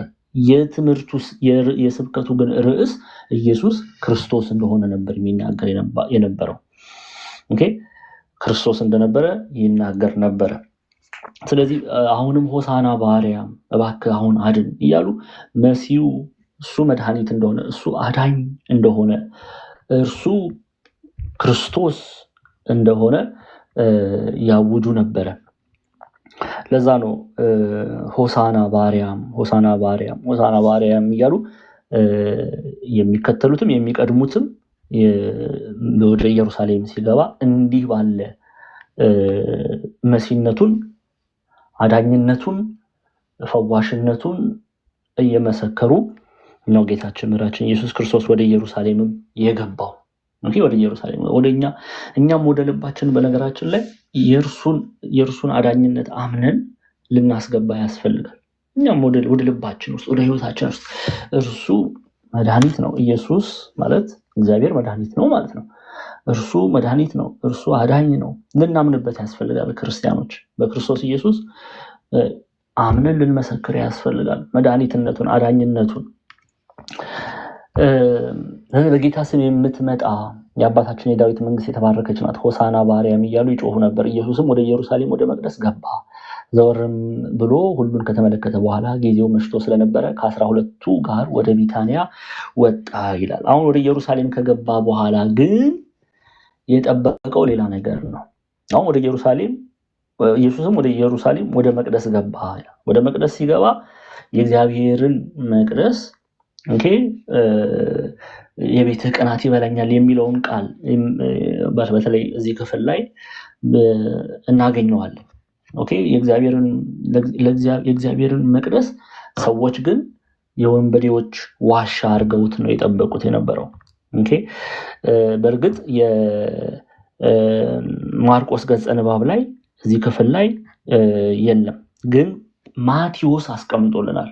ወደ መቅደስ ከገባ በኋላ ምን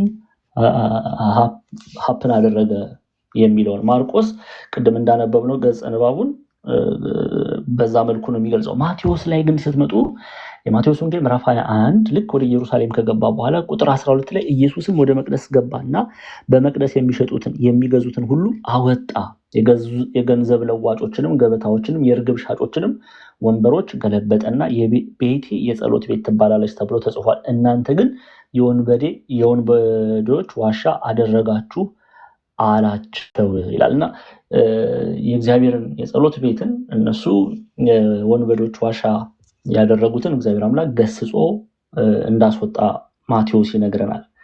ከዛ ቁጥር 13 ላይ ስትመጡ ቁጥር 14 ላይ ስትመጡ በመቅደስም እውሮችን አንካሶችን ወደ እርሱ ቀረቡና ፈወሳቸው ይላል። ወንበዴዎቹ እዚህ ክፍል ላይ ምንድነው የምናየው? በእግዚአብሔር መንግስት ራሱ በእግዚአብሔር ቤት ውስጥ ራሱ የእግዚአብሔር ጸሎት ስፍራ ብለን እኛ በምንመለከትበት ቦታ ውስጥ ራሱ ወንበዴዎች አሉ። አንዳንድ ሰዎች እንደው የእግዚአብሔር ቤት ሲባል በቃ ወይም ደግሞ እዛ ያሉ ሰዎች ሁሉ ንጹሃን አድርገው የሚያስቡ አሉ። ተመሳስለው የሚገቡ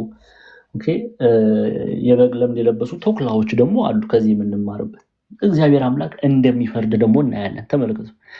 ይኸው ለሚያምኑት እረፍት እንደሆነ ለማያምኑት ግን እንደሚፈረድባቸው በዚሁ የምናይበት ክፍል ነው እና ማቴዎስ እነዚህ ወንበዴዎች ላይ እርግብ ሻጮችን ወንበዴዎችን ገለበጠና የቤቴ ጸሎት ቤት ትባላለች ተብሎ ተጽፏል፣ እናንተ ግን የወንበዴ ዋሻ አደረጋችሁ አላቸው ብሎ እነሱን ካጸዳ በኋላ እዛው ቁጥር 14 ላይ በመቅደስ ዕውሮች አንካሶች ወደ እርሱ ቀረቡ ፈወሳቸው ደግሞ ይላል። በእምነት ስንቀርብ ወደ ክርስቶስ ፈውስን ገንዘብ እናደርጋለን። በዚሁ አጋጣሚ የምናገኘውን ይሄንን ነውና በእግዚአብሔር ቤት ስንመላለስ እውነተኛ አማናዊ ሆነ ልንመላለስ ይገባል። ማርቆስ ምዕራፍ 11 መጨረሻው ክፍል ቁጥር 11 ላይ ያው የማቴዎስን ገጸ ንባብን ያነበብኩት ማርቆስ ኢየሱስ ወደ ኢየሩሳሌም ወደ መቅደስ ገባ ብቻ ብሎ ነው የሚያስቀምጠው። በመቅደስ ግን የሆነው ምንድነው የሚለውን ቅድም በማቴዎስ ወንጌል ላይ አይተናል። እዛው ክፍል ላይ ግን ዘወር ብሎም ሁሉን ከተመለከተ በኋላ ጊዜው መሽቶ ስለነበረ ከ12ቱ ጋር ወደ ቢታንያ ወጣ የሚለውን እስከ ቁጥር 11 ያለውን እንዲህ እንመለከታለን። አሁን በማግስቱ በቢታንያ ምን ሆነ ምን ተፈጠረ የሚለውን ደግሞ ወንድማችን ጰላዲዮስ ይቀጥላል ማለት ነው። ያስተማረን የገሰጸን የቅዱሳን አባቶቻችን አምላክ ጌታችን አምላካችን አባታችን መድኃኒታችን ኢየሱስ ክርስቶስ ስሙ ከአጥናፍ እስከ አጥናፍ የከበረ የተመሰገነ ይሁን። እጅጉን የምንወዳት እናታችን ቅድስት ድንግል ማርያም ጸሎቷ መልጃዋ ከእኔና ከእናንተ ጋር ይሁን። ምናልባት ቶሎ ፈጠን ብዬ ከሄድኩ ትንሽ የስራ ጉዳይ አጋጣሚ ገጥሞኝ ነው እና አንኤክስፔክትድ የሆነ ያው ትምህርቱ ከሚቋጭ ቶሎ አስተምሬ ለጰላድ እድሉን ልስጥ በሚል ነው። በድጋሚ ሁላችሁንም በክርስቶስ ኢየሱስ ፍቅር ወዳችኋለሁ። ጰላዴ ቀጣይ ክፍል አንተ ያዝን።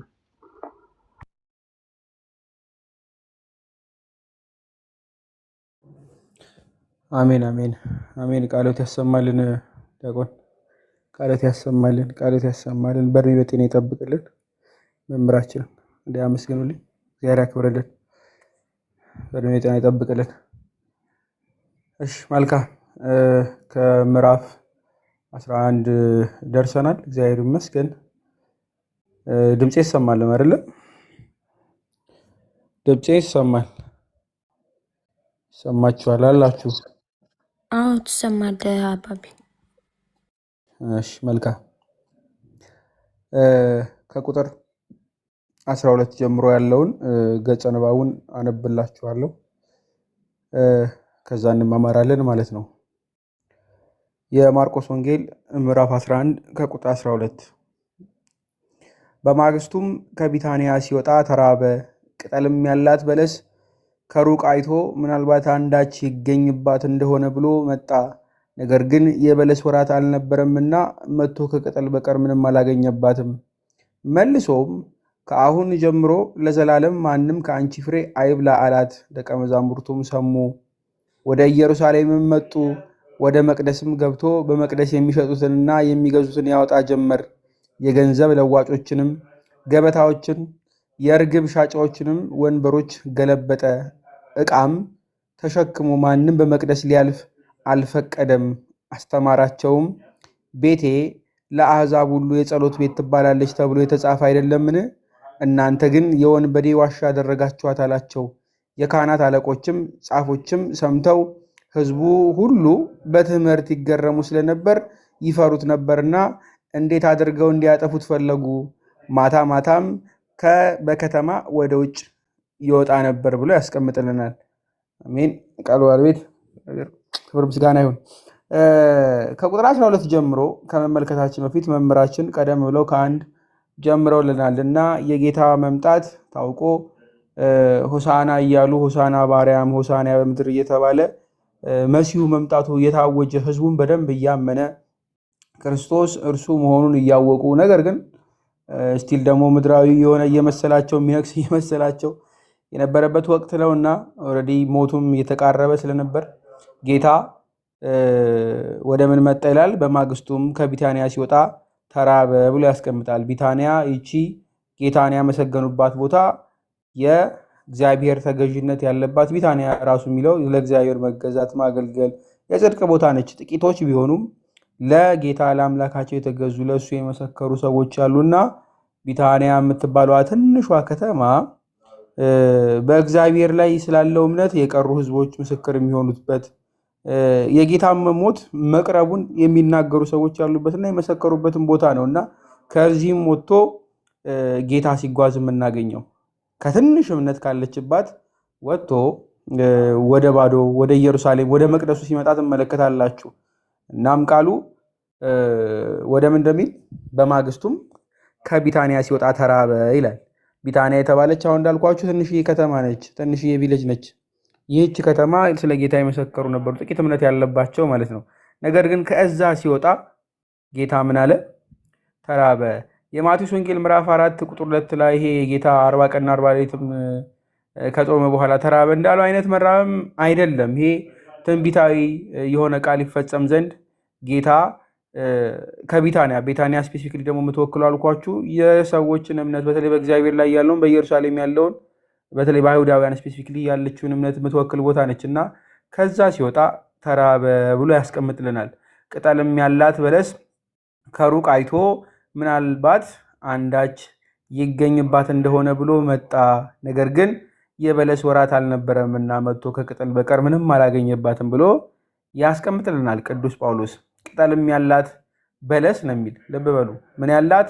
ቅጠልም ያላት በለስ ምናልባት ይላል አንዳች ይገኝባት እንደሆነ ብሎ መጣ። በለስ እንደምታውቁት ምናልባት ካወቃችሁ ቀደም ብሎ ከተሰራ በኋላ ልክ እንደ ወይን ማለት ነው። ፊግ የሚባለው በእንግሊዘኛ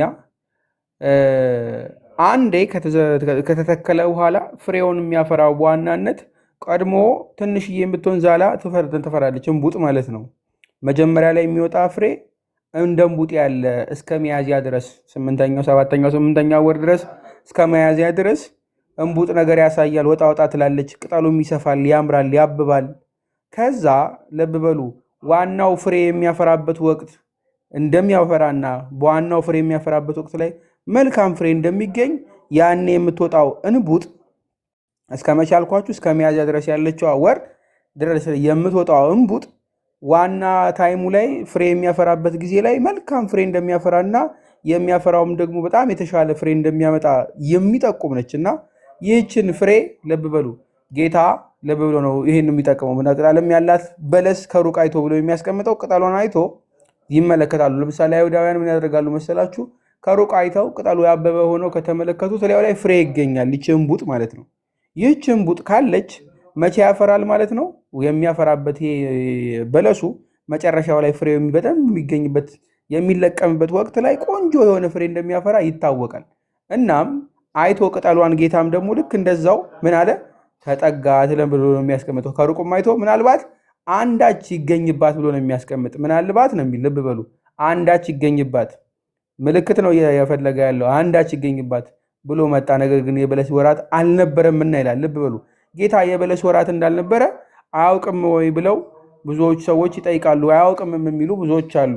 ሎቱ ስብሐት ጌታ ያውቃል፣ የበለስ ወራት እንዳልነበር ያውቃል። ነገር ግን ብያችኋለሁ አሁን እስከ ሚያዝያ ድረስ ከማርች ጀምራችሁ ስትመለከቱ እስከ ሚያዝያ ድረስ ይህ በለስ ፍሬ ለማፍራቱ በኋላ ላይ የበለስ ወራት በሚደርስ ሰዓት እንቡጦ ያማረ ቆንጆ ቆንጆ ፍሬ ለማፍራቱ የሚበላ ስለመገኘቱ የሚጠቁመን ትንንሽዬ እንቡጥ ጥንጥዬ ፍሬ የምትፈራበት ኦልሬዲ በእነሱ ምንድነው በሂብሩ ፓንጊንስ ይሉታል። ይሄ ኤርሊ ፊክስ የሚባለው ማለት ነው።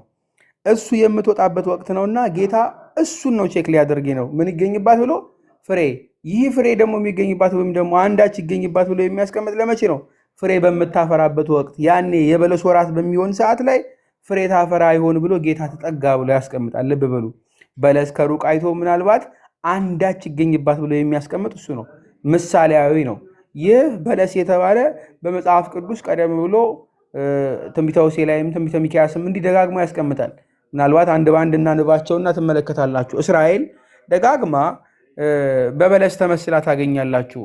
እዚህ ትንቢተ ሆሴዕ ላይ ምዕራፍ 9 ቁጥር 10 ላይ ስትመለከቱ እስራኤልን በምድረ በዳ እንዳለ ወይን ሆና አገኘኋት ልብ ብሎ ያስቀምጣል። ልብ በሉ ወይን ይለዋል። ፊግ የሚለው ወይም ደግሞ ይሄ በለስ ማለት ነው። ልብ ብላችሁ ያስቀምጡልኝ። ታገኛላችሁ ምን አይነት ነገር ነው ከተባለ እስራኤልን በምን በወይን ከዛ አባቶቻችሁም ከመጀመሪያ ዓመት እንደ በለስ በኩራት ሆነው አየኋቸው ይላል። ልክ እንደ በለስ በኩራት ሆነው አየኋቸው። የሚያፈራውን ፍሬ ልክ እንደዛው እስራኤላውያን እንደዛ ሆነው አየኋቸው። እነርሱ ግን ወደ ብዔልፌጎር መጡ፣ ለነውርም ተለዩ፣ እንደወደዱትም ርኩስ ሆኑ እያለ እስራኤልን ራሱ በምን ወስሎ ትመለከታላችሁ? በወይን ፍሬ በበለስ መስሏቸው ትመለከታላችሁ። ስለዚህ ጌታ በለስ ሲል ጠገግ ብለው ልብ በሉ ቅጠልንም ያላት በለስ ከሩቅ አይቶ ብሎ ሲያስቀምጥ ይህች በለስ የተባለች ማነች ብለው ያስቀምጣሉ አባቶች። እስራኤልን ነው። እስራኤልን ቀድሞ በለስ ስላላት ማለት ነው። ልብ በሉ ለነውርም ተለዩ እንደወደዱትም ርኩስ ሆኑ ብሎ ልክ እንዳስቀምጠው ጌታ እንደው ይገኝባት ብሎ ይችን በለስ መጣ። ነገር ግን ልብ በሉ ይህች በለስ ወይም ደግሞ ቀድሞ የሚወጣው ፊግ አሁን ያልኳችሁ እንደ እንቡጥ ያለበት ፍሬ አልመጣም። ትንቢተ ሚክያስ ምዕራፍ 7 ቁጥር 1 ላይ ስለ እስራኤል ይናገራል። በተለይ መንፈሳዊ የሆኑ ፍሬዎች እንዴት እንደሌሏቸው እንዴት እንዳጡ የዛሬ ልብ በሉ የዛፍ ፍሬና የወይን ፍሬ ከተለቀመ በኋላ እንደቀረው ልብ በሉ ቃርሚያ ሆናችኋልና ወዮላችሁ ይላቸዋል። መቼም እስራኤላውያን የዛፍ ፍሬ አይደሉም አይደለም፣ ምሳሌ ነው እያስቀመጠ ያለው። የወይን ፍሬ ከተለቀመ በኋላ እንደቀረው ቃርሚያ ሆናችኋል፣ ዋናውን ፍሬ አይደለም በቃ እናንተ የሚጣል ሆናችኋል እያለ ነው። መብል ይሆን ልብ በሉ መብል የሚሆን ዘለላ ነፍስ የተመኘችው በመጀመሪያ የበሰለው በለስ የለም። ልብ በሉ በመጀመሪያ ምን ያለው የበሰለው በለስ የለም እያለ በእስራኤል በኩል ስላለው በመንፈስ ያለው ድቀት ፍሬ አለማፍራታቸውን፣ ፍሬ የሚለው ልብ በሉ መንፈሳዊ ፍሬ ነው። ልብ በሉ እሱን አለማፍራታቸው፣ ለእግዚአብሔር አለመገኘታቸው፣ ከእርሱ መለየታቸው ለነውር ተለዩ። ልክ እንዳለ ሆሴዕ ማለት ነው። እስራኤላውያንን ደጋግሞ በምን ይመስላቸዋል? በዚህ በፍሬ ይመስላቸዋል ማለት ነው። በበለስ ይመስላቸዋል። በበለስ ወደፊት ልብ በሉ ምን እንደማይኖር ይህ ዛፍ ፍሬ እንደማያፈራ ልክ እንደዛ እንደሚቆረጥ የማቴዎስ ወንጌል ምዕራፍ 3 ላይ ትመለከታላችሁ አይደለም? ጌታ እኮ ምሳሌ መስሎ ያስቀምጣል። ማቴዎስ ወንጌል ምዕራፍ 3 ቁጥር 10 ላይ ብትመለከቱ ምናልባት ላንብብላችሁ። እኛን በሐዲስ ኪዳን ያለነውን በምን ይመስለናል? በወይን ፍሬ ይመስለናል አይደለም? ወይም ደግሞ በለሱ የማቴዎስ ወንጌል ምዕራፍ 3ን ተመልከቱት። ማቴዎስ 3 ቁጥር 10 ላይ እንዲህ ይላል፣ አንብብላችሁ። አሁንም ምሳር በዛፎች ስር ተቀምጧል፣ እንዲሁም መልካም ፍሬ የማያደርግ ዛፍ ሁሉ ይቆረጣል፣ ወደ እሳትም ይጣላል ብሎ ጌታ ምሳሌ አድርጎ ያስቀምጣል። ልብ በሉ ዛፍ የተባለ ማን ነው? እኛ። ፍሬ ማፍራት የተባለው መልካም ስራ። ልብ በሉ አንድ ዛፍ ተተክሏል አይደለም? አዎ ፍሬ ማፍራት አለበት። አመነ አንድ ሰው፣ ከዛም ፍሬ ማፍራት አለበት፣ ስራ መስራት አለበት። ያመነው መታወቁ በምንድን ነው? በስራው ይታወቃል። ልብ በሉ እንደዛ ስለሆነ የማያፈራ ከሆነ ግን እንደሚጣል ጌታ ወደ እሳት እንደሚወረወር በእኛም መስሎ ነግሮናል። ነግሮናል። አሁን እስራኤልንም እንዲሁ ስትመለከቱ ሆሴ ልክ እንዳስቀመጠው በምናቸው አልተገኘም፣ በእነሱ መልካም የሆነ ነገር አልተገኘም። ስለዚህ ጌታ ምሳሌ ያስቀምጣል። ቀጣች ቁጥር 14 እና 15 ላይ ያብራረዋል። ነገር ግን ኤርምያስ 8 13ን ጠቅሼ ላስቀምጥላችሁ። ፈጽሜ ያጠፋችኋለሁ ይላል እግዚአብሔር፣ በወይን ላይ ፍሬ በበለስ ዛፍ ላይ በለስ አይሆንም፣ ቅጠልም ይረግፋል፣ የሚያልፍባቸውም ሰጠኋቸው ወይም ደግሞ ሰጠኋቸው እያለ ያስቀምጣል። የሚያልፈውባቸውንም የማያፈሩት ፍሬ ዝም ብሎ የሚታይ የለመለመ የሚመስል ልክ በለስ ቀድሞ መጀመሪያ ላይ አፍርቶ መገኘት ሲገባበትና ትንንሽየውን ቅጠሉ መስፋት ማማር ብቻ ሳይሆን እንቡጧንም አፍርቶ ከዛ በኋላ ላይ ለሚያመጣው ትልልቁ ፍሬ ምሳሌ መሆን ሲገባቸው ትንሽየዋን አሳይተው ትልቁ ማፍራት ሲጠበቅባቸው ቅጠላቸው ሰፋፊ እምነት ያላቸው የሚመስሉ ነገር ግን ፍሬ የሌላቸው እስራኤላውያንን ጌታ ጠቆም ሲያደርግ ምን ብሎ አስቀመጠልን? አሁን በዚህ በማርቆስ ወንጌል ምዕራፍ 11 ላይ ቅጠልም ያላት በለስ ከሩቅ አይቶ ብሎ ያስቀመጠው።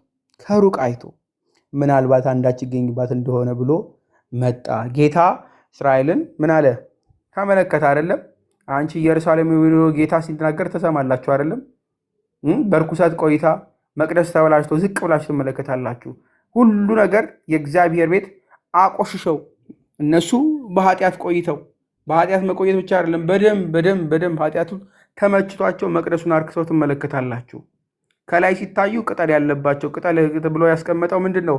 እምነት ያለባቸው የሚመስሉ አማኝ የሚመስሉ ቀሚሳቸውን ያንዘረፈፉ ብዙዎች አሉ። ከላይ ስትገኙ ምን የሚመስሉ ቅጠላቸው ያማረ። ብዙዎቻችን ቅጠላችን ያማረ አይደለ? ከላይ ስንታይ ያማረን የተዋብን እንደው መስቀል ስንሳለም ነጠላ አለባበሳችን ብዙዎች አለን እና ልክ እንደዛ ያለን ጌታ ቀርቦን መልካም ነገር ያለን መስሎ ሲጠጋን እኛ የከረፋን በጸባያችን በምግባራችን ኃጢአተኞች ሆነን በዛውም ደግሞ በአመፃችን የቀጠለን በንስሐ ማንመለስ ፍሬ እንደማይገኝባት ልክ እንደዚች በለስ ደግሞ ልክ እንደዛው ይሆናል። ጌታ ምን ይለዋል? እንደዚህም መልሶም ካሁን ጀምሮ ለዘላለም ማንም ከአንቺ ፍሬ አይብላ አላት። ደቀ መዛሙርቱም ሰሙ ይላል። ጌታ ከኛ ከክርስቲያኖች ምን ይጠብቃል? ምን ይጠብቃል? ስራን አይደለም? ማመን በአፍ ብቻ ያለ አይደለም፣ በተግባርም ያለ በምግባር የሚገለጥ አንድ ክርስቲያን መሽተት አለበት። ክርስቲያን መሆን አለበት። ክርስቲያን ለመሆን የሚጥር በንስሐ ሁሌ የሚመላለስ መሆን አለበት። ልክ እንደዚች በለስ ከሆነ ጌታ ምንድን ነው የሚለው? ከአሁን ጀምሮ ለዘላለም ማንም ከአንቺ ፍሬ አይብላ ብሎ ቁጭ ያደርጋል። ለዘላለም የሚበላ በለስ አለ እንዴ? አንዴ ካፈራ በኋላ ብዙ ጊዜ ስንት ጊዜ ያፈራል? 100 ዓመት 50 ዓመት? ያን ያክል አይደለም። ልብ በሉ። ከአንቺ ፍሬ አይብላ ብሎ ለምንድን ነው ያስቀምጠው? ለዘላለም ነው የሚል ጌታ ምሳሌ እንደሆነ እያስቀመጠ እንዳለው ትረዳላችሁ። ልብ በሉ። ምሳሌ ነው ጌታ እየመሰለ ያለው ለዘላለም ብሎ ሲያስቀምጥ። ስለዚች አንድ ዛፍ አይደለም እያወራ ያለው። ይህ ዛፍ ዝም ብሎ በአይናችን የምንመለከተው እስራኤላውያን ይዳስሱ የነበረ ስለ አንድ ዛፍ አይደለም እያወራ ያለው። እስራኤል የተባለችው እስራኤል ልብ በሉ ስጋ ስለ ሁሉ ነው እያወራ ያለው። እኛም እስራኤል ዘነፍስ ስለተባልንም መልካም ፍሬ ለሌለን ክርስትናን የማንሸት ልብ በሉ ስንታይ ብቻ ከላይ ኦርቶዶክሳዊ ውስጣችን ግን የቆሰለ ብዙዎች አለንና እንደኛ አይነቱ ምን ይላል? ፍሬ አይብላ ልብ ብሎ ከአንቺ ማንም ደቀ መዛሙርቱም ሰሙ ይላል። ልብ በሉ ቅዱስ ማርቆስ ደቀ መዛሙርቱ መስማታቸውን በደንብ ነው የሚያስቀምጥልን።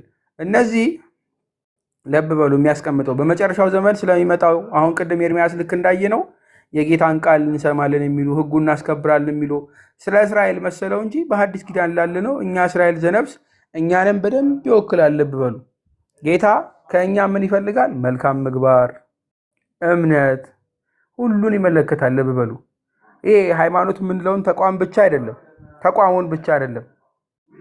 ከፊት ለፊት የምንመለከተው ቀሚስ ማንዘርፈፉን፣ የምንለብሳቸው ልብሶች፣ የምናሳያቸው አሰጋገዱ ፊት ለፊት ሰውን ለሰው ታይታ ማለት ነው። የምንዘምራቸው መዝሙሮች በሙሉ ለሰው ታይታ ከውስጥ ያልሆነ ከልብ ያልሆነ ውጫዊ ማለት ነው። ልብሱ ምኑም ግን ውስጥ ምንም የሌለን ማለት ነው። ውስጥ ባዶ ብዙዎቻችን ከእንደዚህ አይነቱ ጌታ ምን ይላል? ከአንቺ ፍሬ አይብላ ብሎ ለመች ለዘላለም። ልብ በሉ ደቀ መዛሙርቱም ሰሙ።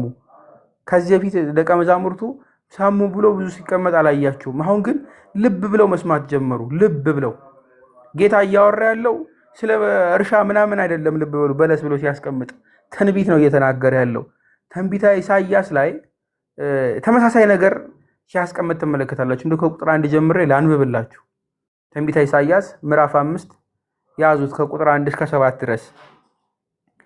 አሁን ይላል አሁን ስለ ወዳጄና ስለ ወይን ቦታው ለወዳጄ ቅኔ እቀኛለሁ። ለወዳጄ በፍሬያማው ኮረብታ ላይ የወይን ቦታ ነበረው፣ በዙሪያውም ቆፈረ፣ ድንጋዮችም ለቅሞ አወጣ። ምርጥ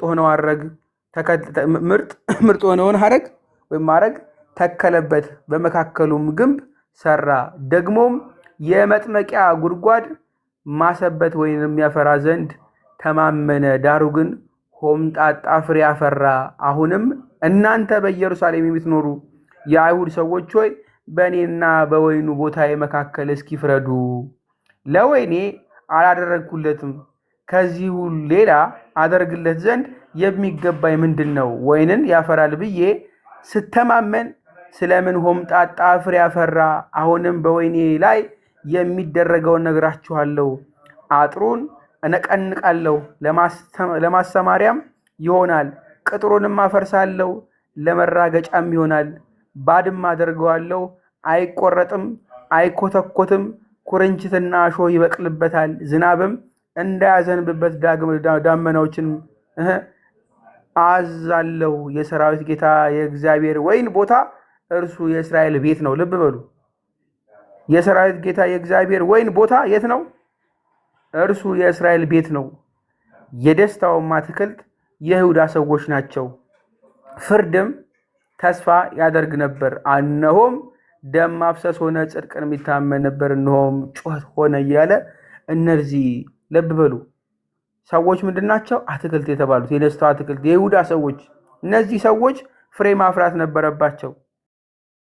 እነዚህ በለስ የተባሉ ማለት ነው። ፍሬ ግን ያልተገኘባቸው። ይህ የወይን ስፍራ ምንድን ነው? የወይን ቦታ፣ የእስራኤል ቤት። ጌታ ትንቢትን እያስቀመጠ ነው። ልብ በሉ ከእነዚህ ፍሬ አልተገኘም። እንደውም ፍሬ የተባሉት መራር ሆነ፣ ኃጢአት ሆነ።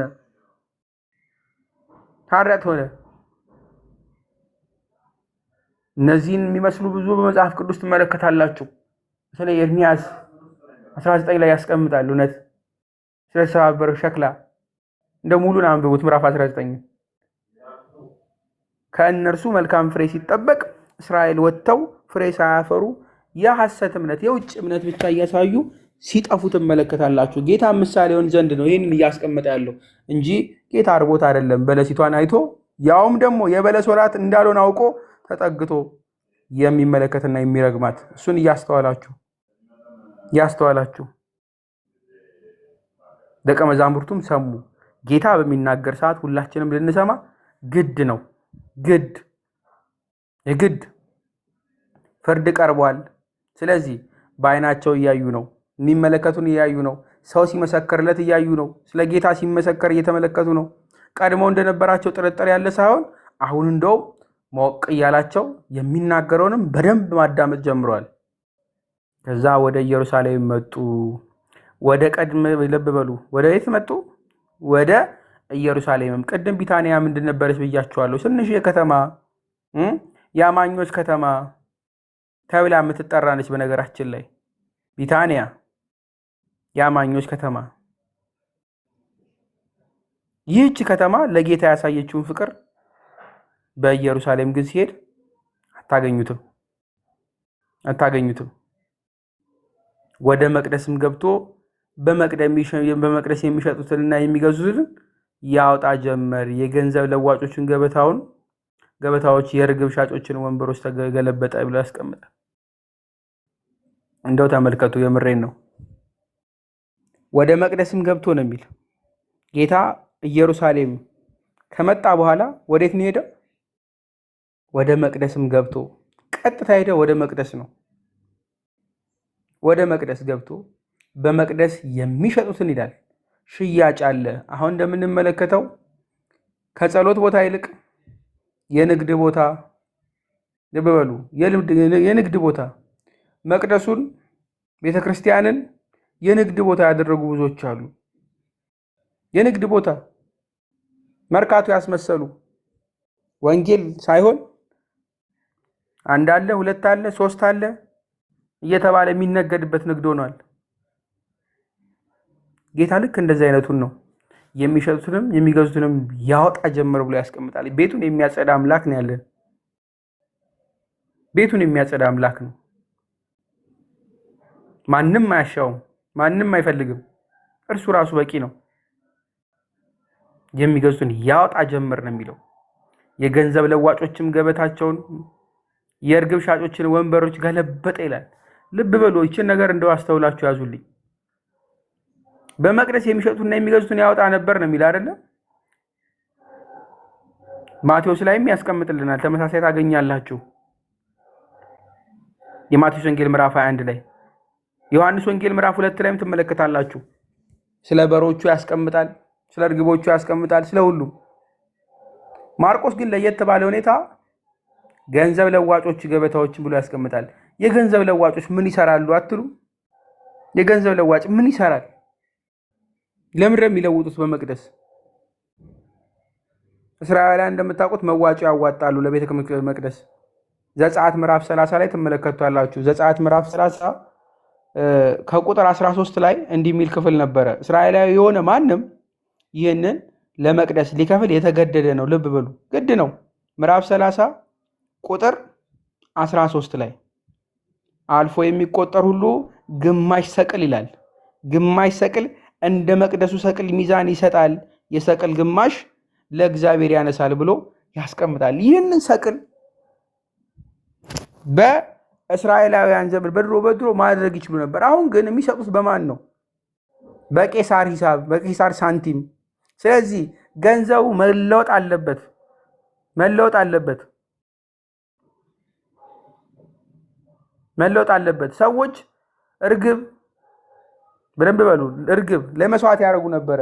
እዚህ ዘሌዋውያን ምዕራፍ 12 ቁጥር 8 ላይ እንደምትመለከቱት ጌታም ልክ ምዕራፍ 2 የሉቃስ ወንጌል ቁጥር 24 ላይ ስትመለከቱ ጌታም እንደዛ ሆኖለታል አይደለም? ስትመለከታላችሁ። በነገራችን ላይ እርግብ የድሃ የሚባለው የአንድ እስራኤላዊ የሚያቀርበው ምንድን ነው? ይሄ ለመስዋዕት የሚቀርብ ነው። ልብ በሉ፣ ለመስዋዕት ከድሃው እንኳን ለመስዋዕት የሚቀርበውን እርግብ ለመሸጥ መቅደሱ ሞላ። በምን? በነጋዴዎች። ሰዎች ለእግዚአብሔር የሚሰጡትን ገንዘብ እንዳያጡ ተብሎ በር ላይ ለዋጮች ወደ ምን? ወደ ቄሳር ሳንቲም የሚቀይሩ። ስለዚህ ሰዎች ሲመጡ ያላቸውን እርግብም እንኳን ብቻ ሳይሆን ሰው ለሚፈልግ ሳንቲሙን እየቀየረ እርግቡን ለሽያጭ የሚያቀርብ ለእግዚአብሔር መስዋዕት የሚቀርበውን የመስዋዕት ልብ በሉ እርግብ እንዲሁም ሳንቲም ሁሉን ነገር የሚነግድበት ነጋዴዎች በር ላይ ተሰበሰቡ። ያውን በመቅደሱ ልብ በሉ። አሁን በእኛ እንደዚህ የለም። ወደ መቅደሱ የሚገቡት ሽያጭ በር ላይ የተሰበሰቡ ብዙ ነጋዴዎች የሉ? ከጸሎት ይልቅ ተጋፍታችሁ የምትገቡባቸው ቤተክርስቲያኖች የሉ? ለቤተክርስቲያኑ የሚሰጠውን ጧፍ ለቤተክርስቲያኑ የሚሰጠውን የምታስገቡት በሩን ያጨናነቁት ሰው ጸሎት እንኳን መጸለይ እስከሚከብደው ድረስ እንዲህ አይነቶቹ ናቸው ጌታ ያስወጣው ያወጣ ጀመር ነው የሚል። ዕቃም ተሸክሞ ማንም በመቅደስ ሊያልፍ አልፈቀደም ብሎ ያስቀምጣል። ማንም አልፈቀደም። ልብ በሉ። መቅደሱን ከመናቃቸው የተነሳ ንግድ ላይ በጣም ከማተኮራቸው የተነሳ መቅደሱ ኢየሩሳሌም ላይ መሃል ላይ ነው። ልብ በሉ። መካከል ላይ ያለ ነው መቅደሱ፣ በኢየሩሳሌም መካከል ነው። ነጋዴዎች አጭር መንገድ ያስፈልገናል ብሎ ሲያስቡ በአማርኛ ይሄ ምንድን ነው? አቋራጭ ነው የሚባል አይደል? ሾርትከት አቋራጭ እንዲሆንላቸው በመቅደሱ ያልፉ ነበረ። መቅደሱ ብዙ በሮች ነበሩት። በአንደኛው በር ገብተው በአንደኛው ይወጡ ነበረ። ልብ በሉ። ስለዚህ መንገድ እንዳይረዝምባቸው ምኑን መጠቀም ጀመሩ? መቅደሱን። አሁን የሉ። መንገድ ለማቆራረጥ እንዲመቸው በአንደኛው በር ገብቶ በአንደኛው ቤተክርስቲያን እያደረገ የሚያልፍ የለም። ብዙዎች አሉ። እስራኤላውያን እንደዛ ማድረግ ጀምረው ነበር። ጌታ ይህን በሚያደርግ ሰዓት አይውላችሁ ሊያልፍ አልፈቀደም ይላል። ጌታ በሚያጸዳ ሰዓት ማንም ቤቱን ደፍሮ ሊያቆራረጥ የመጣ ማንም የለም። ማንም የንግድ ቦታ አድርገውታል፣ የትርፍ ቦታ አድርገውታል፣ የሙስና የኮራፕሽን ቦታ አድርገውታል። ይህንን ግን የሚያነጻ ልብ በሉ የሚያነጻ ማናለን? እግዚአብሔር። አያስፈልግም። ነጋዴዎች በእግዚአብሔር ቤት አይቆዩም። ትንቢተ ዘካርያስ ምዕራፍ 14 ላይ ተመልከቱ፣ ቁጥር 21 ላይ በኢየሩሳሌምና በይሁዳ ያሉ ምንቸቶችም ሁሉ ለሰራዊት ጌታ ለእግዚአብሔር የተቀደሱ ይሆናሉ። የሚሰዉትም ሰዎች ሁሉ ልብ በሉ ይወጣሉ፣ ከእነዚህ ወስደው ይቀለቅሉባቸዋል። በዚህም ቀን በሰራዊት ጌታ በእግዚአብሔር ቤት ከነዓናውያን ከእንግዲህ ወዲህ አይገኙም እያለ ያስቀምጣል። አይገኙም። የተቀደሰ ይሆናል የእግዚአብሔር መቅደሱ። ነጋዴዎች አይኖሩም። እግዚአብሔር ያጸዳል፣ ቤቱን መቅደሱን ያጸዳል። ነጋዴዎች ብቻ የሚፈነጩበት ቤት አይሆንም። ማርቆስ ይቀጥልና አስተማራቸውም፣ ቤቴ ለአሕዛብ ሁሉ የጸሎት ቤት ትባላለች ተብሎ የተጻፈ አይደለምን? እናንተ ግን የወንበዶች ዋሻ አደረጋችኋት አላቸው ይላል። ጌታ ነው የሚል ልብ በሉ። አስተማራቸው። ካጸዳ በኋላ ነጋዴውን ካባረረ በኋላ ከገለባበጠው በኋላ ምን አደረገ? አስተማራቸው። አስተማራቸው። ቤቴ ምን አለ? ለአሕዛብ ሁሉ የጸሎት ቤት ትባላለች ተብሎ የተጻፈ አይደለምን? እናንተ ግን የወንበዴዎች ዋሻ አደረጋችኋት ነው የሚለው። የእግዚአብሔርን መቅደስ የእግዚአብሔርን ቤት የምን ዋሻ አደረጉት? እስኪ ኮመንት ላይ ንገሩ። የእግዚአብሔርን መቅደስ ልብ በሉ፣ የወንበዴዎች ዋሻ። ወንበዴዎች የሚሰበሰቡበት፣ ነጋዴዎች የሚሰበሰቡበት፣ ሰዎች ጸሎት ሊያደርጉ የሚመጡን፣ መስዋዕት ሊያቀርብ የሚመጡን፣ የኃጢአት ስርየት ለማግኘት የሚመጡት፣ እግዚአብሔር ሊለምኑ የሚመጡትን ሰዎች ነጋዴዎች የሚቀበሏቸው የንግድ ቦታ መርካቶ አደረጉት። የንግድ ቦታ ነጋዴዎች፣ ሸቃጮች። እንዲህ አይነቱን እግዚአብሔር ይቃወማል። እግዚአብሔር ይቃወማል። የእግዚአብሔር ቤት የጸሎት ቤት ነው። የእግዚአብሔር ቤት የጸሎት ቤት ነው። ሁሉም ሕዝብ ማንም ገብቶ ሊጸልይበት ሊያርፍበት የተገባ እንጂ ነጋዴዎች ከበው የሚያስጨንቁበት ቤት አይደለም። ኢሳይያስ ምዕራፍ 56 ቁጥር 7 ላይ ወደ ተቀደሰ ተራራ እመጣለሁ ወይም ደግሞ አመጣችኋለሁ የሚለበት ክፍል አለ። ለነሱም በተለይ እስራኤላውያንን ሁሉንም እስራኤል ዘነፍስም እግዚአብሔር ዘሥጋንም በጸሎቴም ቤት ደስ አሰኛችኋለሁ፣ ቤቴ ለአሕዛብ ሁሉ የሚሆን የጸሎት ቤት ይባላልና ነው የሚል። ለአሕዛብ ሁሉ የሚሆን የጸሎት ቤት የሚቃጠለውን መስዋዕትና ሌላ መስዋዕትን በመሰዊያ ላይ ይቀበላለሁ እያለ ጌታ መስዋዕቱን የሚቀበልበት ቤት እንደሆነ፣ የተቀደሰ ቤት እንደሆነ፣ እርሱ ያለበት ቤት እንደሆነ ነግሮናል። የእግዚአብሔር ቤት ምንድን ነው? ቅዱስ ነው፣ የተቀደሰ ነው። እግዚአብሔር ምን የሚያደርግበት የሚቀበልበት ነው ሰዋው። እነርሱ ግን የወንበዴዎች ዋሻ አደረጉት። ይህስ ስሜ የተጠራበት ቤት በዓይናችሁ የሌቦች ዋሻ ሆኗልን? እነሆ እኔ አይቻለሁ ይላል እግዚአብሔር ይለናል። ኤርምያስ ምዕራፍ 7 ቁጥር 11 ላይ እኔ አይቻለሁ። ማ? እግዚአብሔር ነው የሚል ልብ በሉ። ሰው አይደለም ያየው፣ ሰው አይደለም ያየው። እኛ አላየንም፣ አይናችን ታውሯል። መቅደሱ መቆሸሹን ማቆሸሻችንን አላወቅንም። እግዚአብሔር ግን ምን ይላል? እኔ አይቻለሁ የሌቦች ዋሻ ሆኗልን ብሎ ነው የሚል ልብ በሉ። የእግዚአብሔር መቅደስ የሌቦች ዋሻ ሆኗል። ስሜ የተጠራበት ቤት ነው የሚል ልብ በሉ። የእግዚአብሔር ቅዱስ የሆነው የእርሱ የእግዚአብሔር ስም የሚጠራበት ይህስ ስሜ የተጠራበት ቤት በዓይናችሁ ነው የሚል ልብ በሉ። የሌቦች ዋሻ ሆኗልና አትመለከቱም ይላል። እነርሱ ሊመለከቱ አልቻሉም። እኛ በኃጢአት ዓይናችን ተሸፍኗል፣ አልተመለከትም። ልብ በሉ። አናይም። ስጋውን እንመለከት፣ ቀሚሳቸውን መስፋቱን እናያለን፣ ማማሩን እንመለከታለን፣ መዘሙር ሲዘምሩ ከበሮ ሲመታ እንመለከታለን፣ ሰባኪው ሲጮህ እንመለከታለን። እኛ የምናየው ስጋዊን ነው። ምን አይነት እከሌ መንፈሳዊ ነው፣ መምህር እከሌ እንዴት ነው፣ ካህን እከሌ እንዴት ናቸው፣ አቤት አቤት ድምፃቸው እንላለን። የሚያይ ግን እግዚአብሔር ልብን ነው። ቀሚሳን ዘርፈው ቢሄዱ ሌቦች ከሆኑ ግን እግዚአብሔር የሚያው ምን ነው? ልባቸው። ልብ በሉ። የሌቦች ዋሻ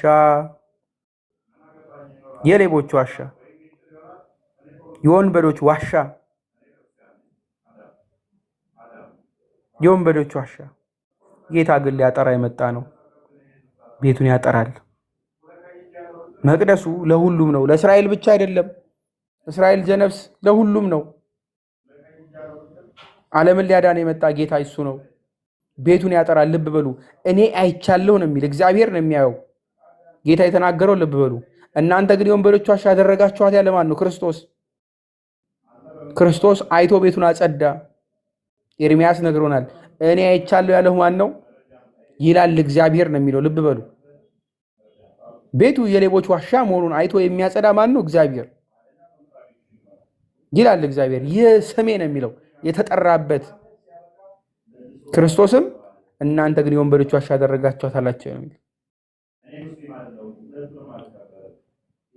ጸሎት ማድረግ የነበረውን ሰዎች ይድኑበት የነበረው የታመሙ የመጡ ሰዎች ይፈወሱበት የነበረውን የኃጢአት ስርየት ይገኝበት የነበረውን ካህናት ሐኪሞች ናቸው። ልብ በሉ። ሰዎች ሊታከሙ ይመጣሉ። ካህናት ያክማሉ። እግዚአብሔርን እየጠሩ እያመሰገኑ እርሱን ምሕረት እየለመኑ ምዕመናንን ምን ያደርጋሉ? ያክማሉ። ከሐኪም ቤት መሆን ይልቅ የንግድ ቤት ግን አደረጉት። ንጹህ መሆን ሲገባቸው ግን ምን አደረጉ? ቆሸሹ። ሰውን የሚያደኑ የሚመግቡ የሚያክሙ ሐኪም ከመሆን ይልቅ ሌባ፣ ቀማኛ፣ ነጋዴዎች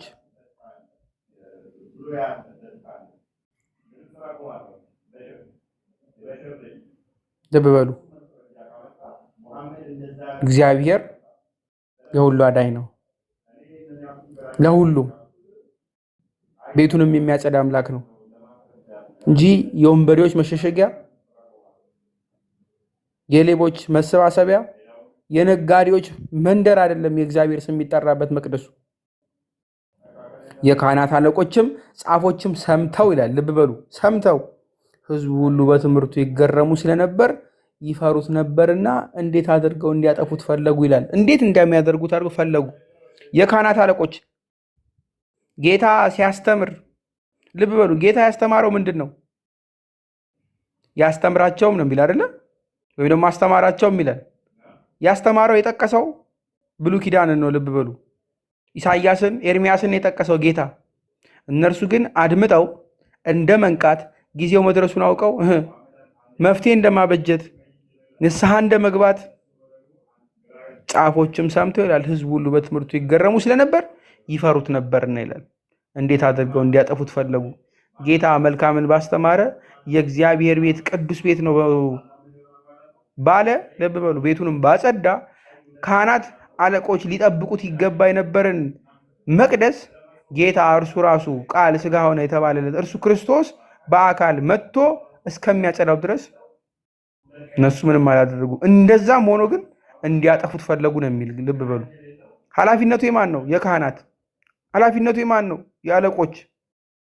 ግን እነርሱ ተባባሪ ነበሩ። ልብ በሉ። እንግዲህ ከዚህ ቀን ጀምሮ ሊገድሉት ተማከሩ ይለናል ዮሐንስ ወንጌል ምዕራፍ 11 ላይ ስትመለከቱ። ሊገድሉት ተማከሩ። ሆሳዕና በአርያም ተብሏል። ልብ በሉ። ተመልክተዋል፣ አይተዋል። ህዝቡ ሁሉ እንደተቀበለው አይተዋል። አሁን ደግሞ መቅደሱን ሲያነሳ ልብ በሉ፣ ሲያጸዳ ንግዳቸው ተነካ። ንግዳቸው ተነካ። ከህዝቡ ልብ ተነጠሉ። ከህዝቡ ልብ ተነጠሉ። ልብ በሉ። መቅደሱ ላይ ደግሞ በር ላይ በግድም ቢሆን እየመነዘሩ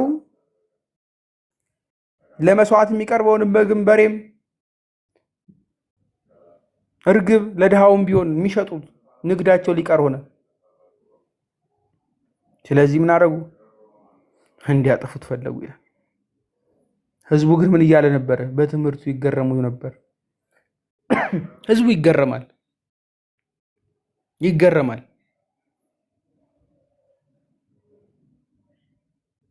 ጌታ ግን አስጠንቅቋቸዋል። ልብ በሉ፣ አስጠንቅቋል። እነርሱ ፈርተዋል፣ ሊፈልጉ ይገሉት። በምን መጣባቸው? በስልጣናቸው። በምን መጡ? በመጣባቸው እሱ በስልጣናቸው አይደለም በንግዳቸው።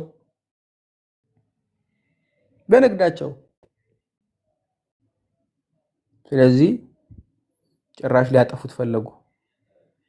ማታ ማታም ከከተማ ወደ ውጭ ይወጣ ነበር ብሎ ያስቀምጥልናል ቅዱስ ማርቆስ። ይወጣ ነበር፣ ያስተምር ነበር፣ ለረጅም ጊዜ ደጋግሞ ያስተምራል። ማታ ማታ ግን ይወጣ ነበር፣ ከኢየሩሳሌም ይወጣ ነበር። ለምን? ሊገሉት ይፈልጉ ነበረ። እንዴት አድርገን እንያዘው፣ እንዴት አድርገን እናሰቅለው ይሉ ነበር። የማርቆስ ወንጌል ምዕራፍ 11 ቁጥር 11 ላይ ከፍ ብላችሁ ልክ ስትመለከቱ ቀድሞ እንዳለው ማርቆስ ወንጌል እዚሁ ምዕራፍ 11 ላይ ቁጥር 19 ላይ ምን እንደዚህ ሲያደርግ ትመለከታላችሁ። ጌታ ፍርድ እንደቀረበ አውቋል። ጊዜው እንደቀረበ መስቀሉ እንዳውቀ ታውቋል። ሐዋርያትም እየተረዱ ነው። ጌታም እያሳያቸው ነው። ነገር ግን ቃሌቷ ዓርብ አልደረሰችምና ጌታ ምን ያደርግ ነበር? ይወጣ ነበር። ዓርብ አልደረሰችም። እስከ ዓርብ ድረስ ልብ በሉ፣ ለሚከናወነው ስቅለት እስከሚደርስ ድረስ ጌታ ፈቀቅ አለ፣ ወጣ እየተባለ ተነግሮለታል። ወጣ። ካህናቱ ግን ምንድነው ያደረጉት? የሚፈልጉት ሊገሉት። ማርቆስ በነገራችን ላይ በልዩ ሁኔታ የማርካን ሳንዱች የሚባለው ኢንተርካሌሽን ይሉታል። መሀል ላይ ያስቀምጥና አንድን ታሪክ ለሁለት ይከፍለዋል ወይ ለሶስት ያደርገዋል። ይህንኑ ክፍል ከምዕራፍ 12 አሁን ከቁጥር 14 ላይ ያየነው ከታች ድጋሚ ሌላ ታገኙታላችሁ። ከቁጥር 20 ጀምሮ መሀል ላይ ከቁጥር 15 እስከ 17 የዚህ የመቅደሱን ጉዳይ አስቀምጦ ካለፈ በኋላ ነው። ከዛ የሚቀጥለው ከዚህ ቁጥር በኋላ ታገኙታላችሁ። ድጋሜ ስለምኑ ስለ በለሱ ድጋሜ ሲያብራራ እናገኘዋለን ማርቆስ። ጌታ ግን ምን ይለናል? ወጣ።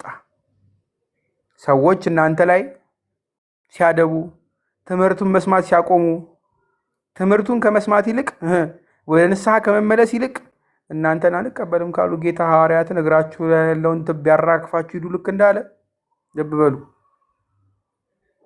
እናንተም መቀበል ሲያቀታችሁ ምንም ማድረግ አትችሉም። ሻሻሽ ፈቀቅ የምትሉበት ጊዜ ይመጣል። ፈቀቅ።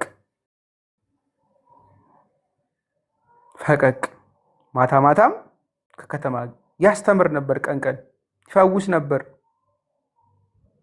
በመቅደሱ በነገራችን ላይ ማስተማር ብቻ አይደለም፣ ሲፈውስ ትመለከቱታላችሁ። ዮሐንስ ወንጌል ምዕራፍ 2 ላይ ያስቀምጠዋል። እስከ ቁጥር 22 ተመልከቱት። ሲፈውስም ታገኙታላችሁ። ጌታ እንደው ገለባብጦት ነጋዴዎቹን አስወጥቶ ብቻ አይደለም የቀረው፣ አስተምሯልም ፈውሷል።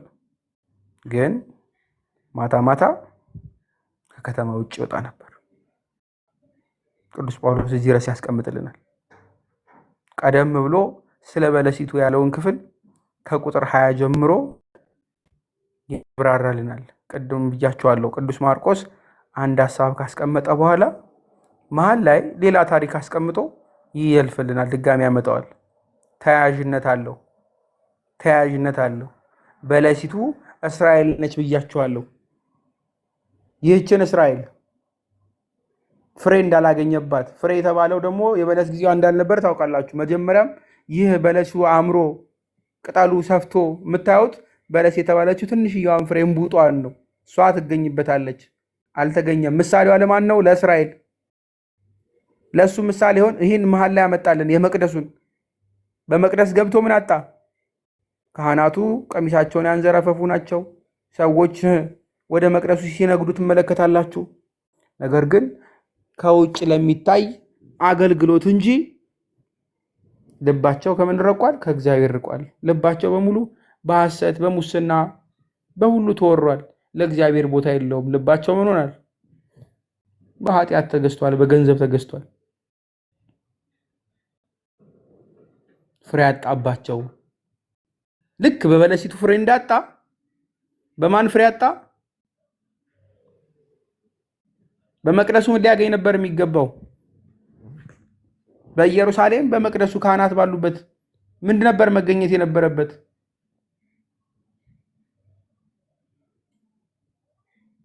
መልካም ፍሬ። ይህ ስሜ የተጠራበት ቤት ነው የሚል አይደለ? የእግዚአብሔር ስም የሚጠራበት ምንድን ነው መገኘት ያለበት? ስሙን የሚፈሩ እርሱን የሚፈሩ አማኞች ነበር መገኘት የነበረባቸው፣ በፍሬ ያጌጡ። ጌታ ግን በመቅደሱ አላገኘም። ልክ በለሲቱን ምን እንዳለት ከዚች በለስ ይዛችኋል አይደለም? ከአሁን ጀምሮ ለዘላለም ማንም ከአንቺ ፍሬ አይብላ ልክ እንዳለ ሁሉ ከመቅደስ ውስጥ ምን አደረገ? አስወጣ አይደል?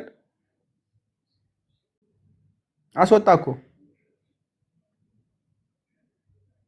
ሲያስወጣቸው ትመለከታላችሁ፣ ሲያጸዳ ትመለከታላችሁ።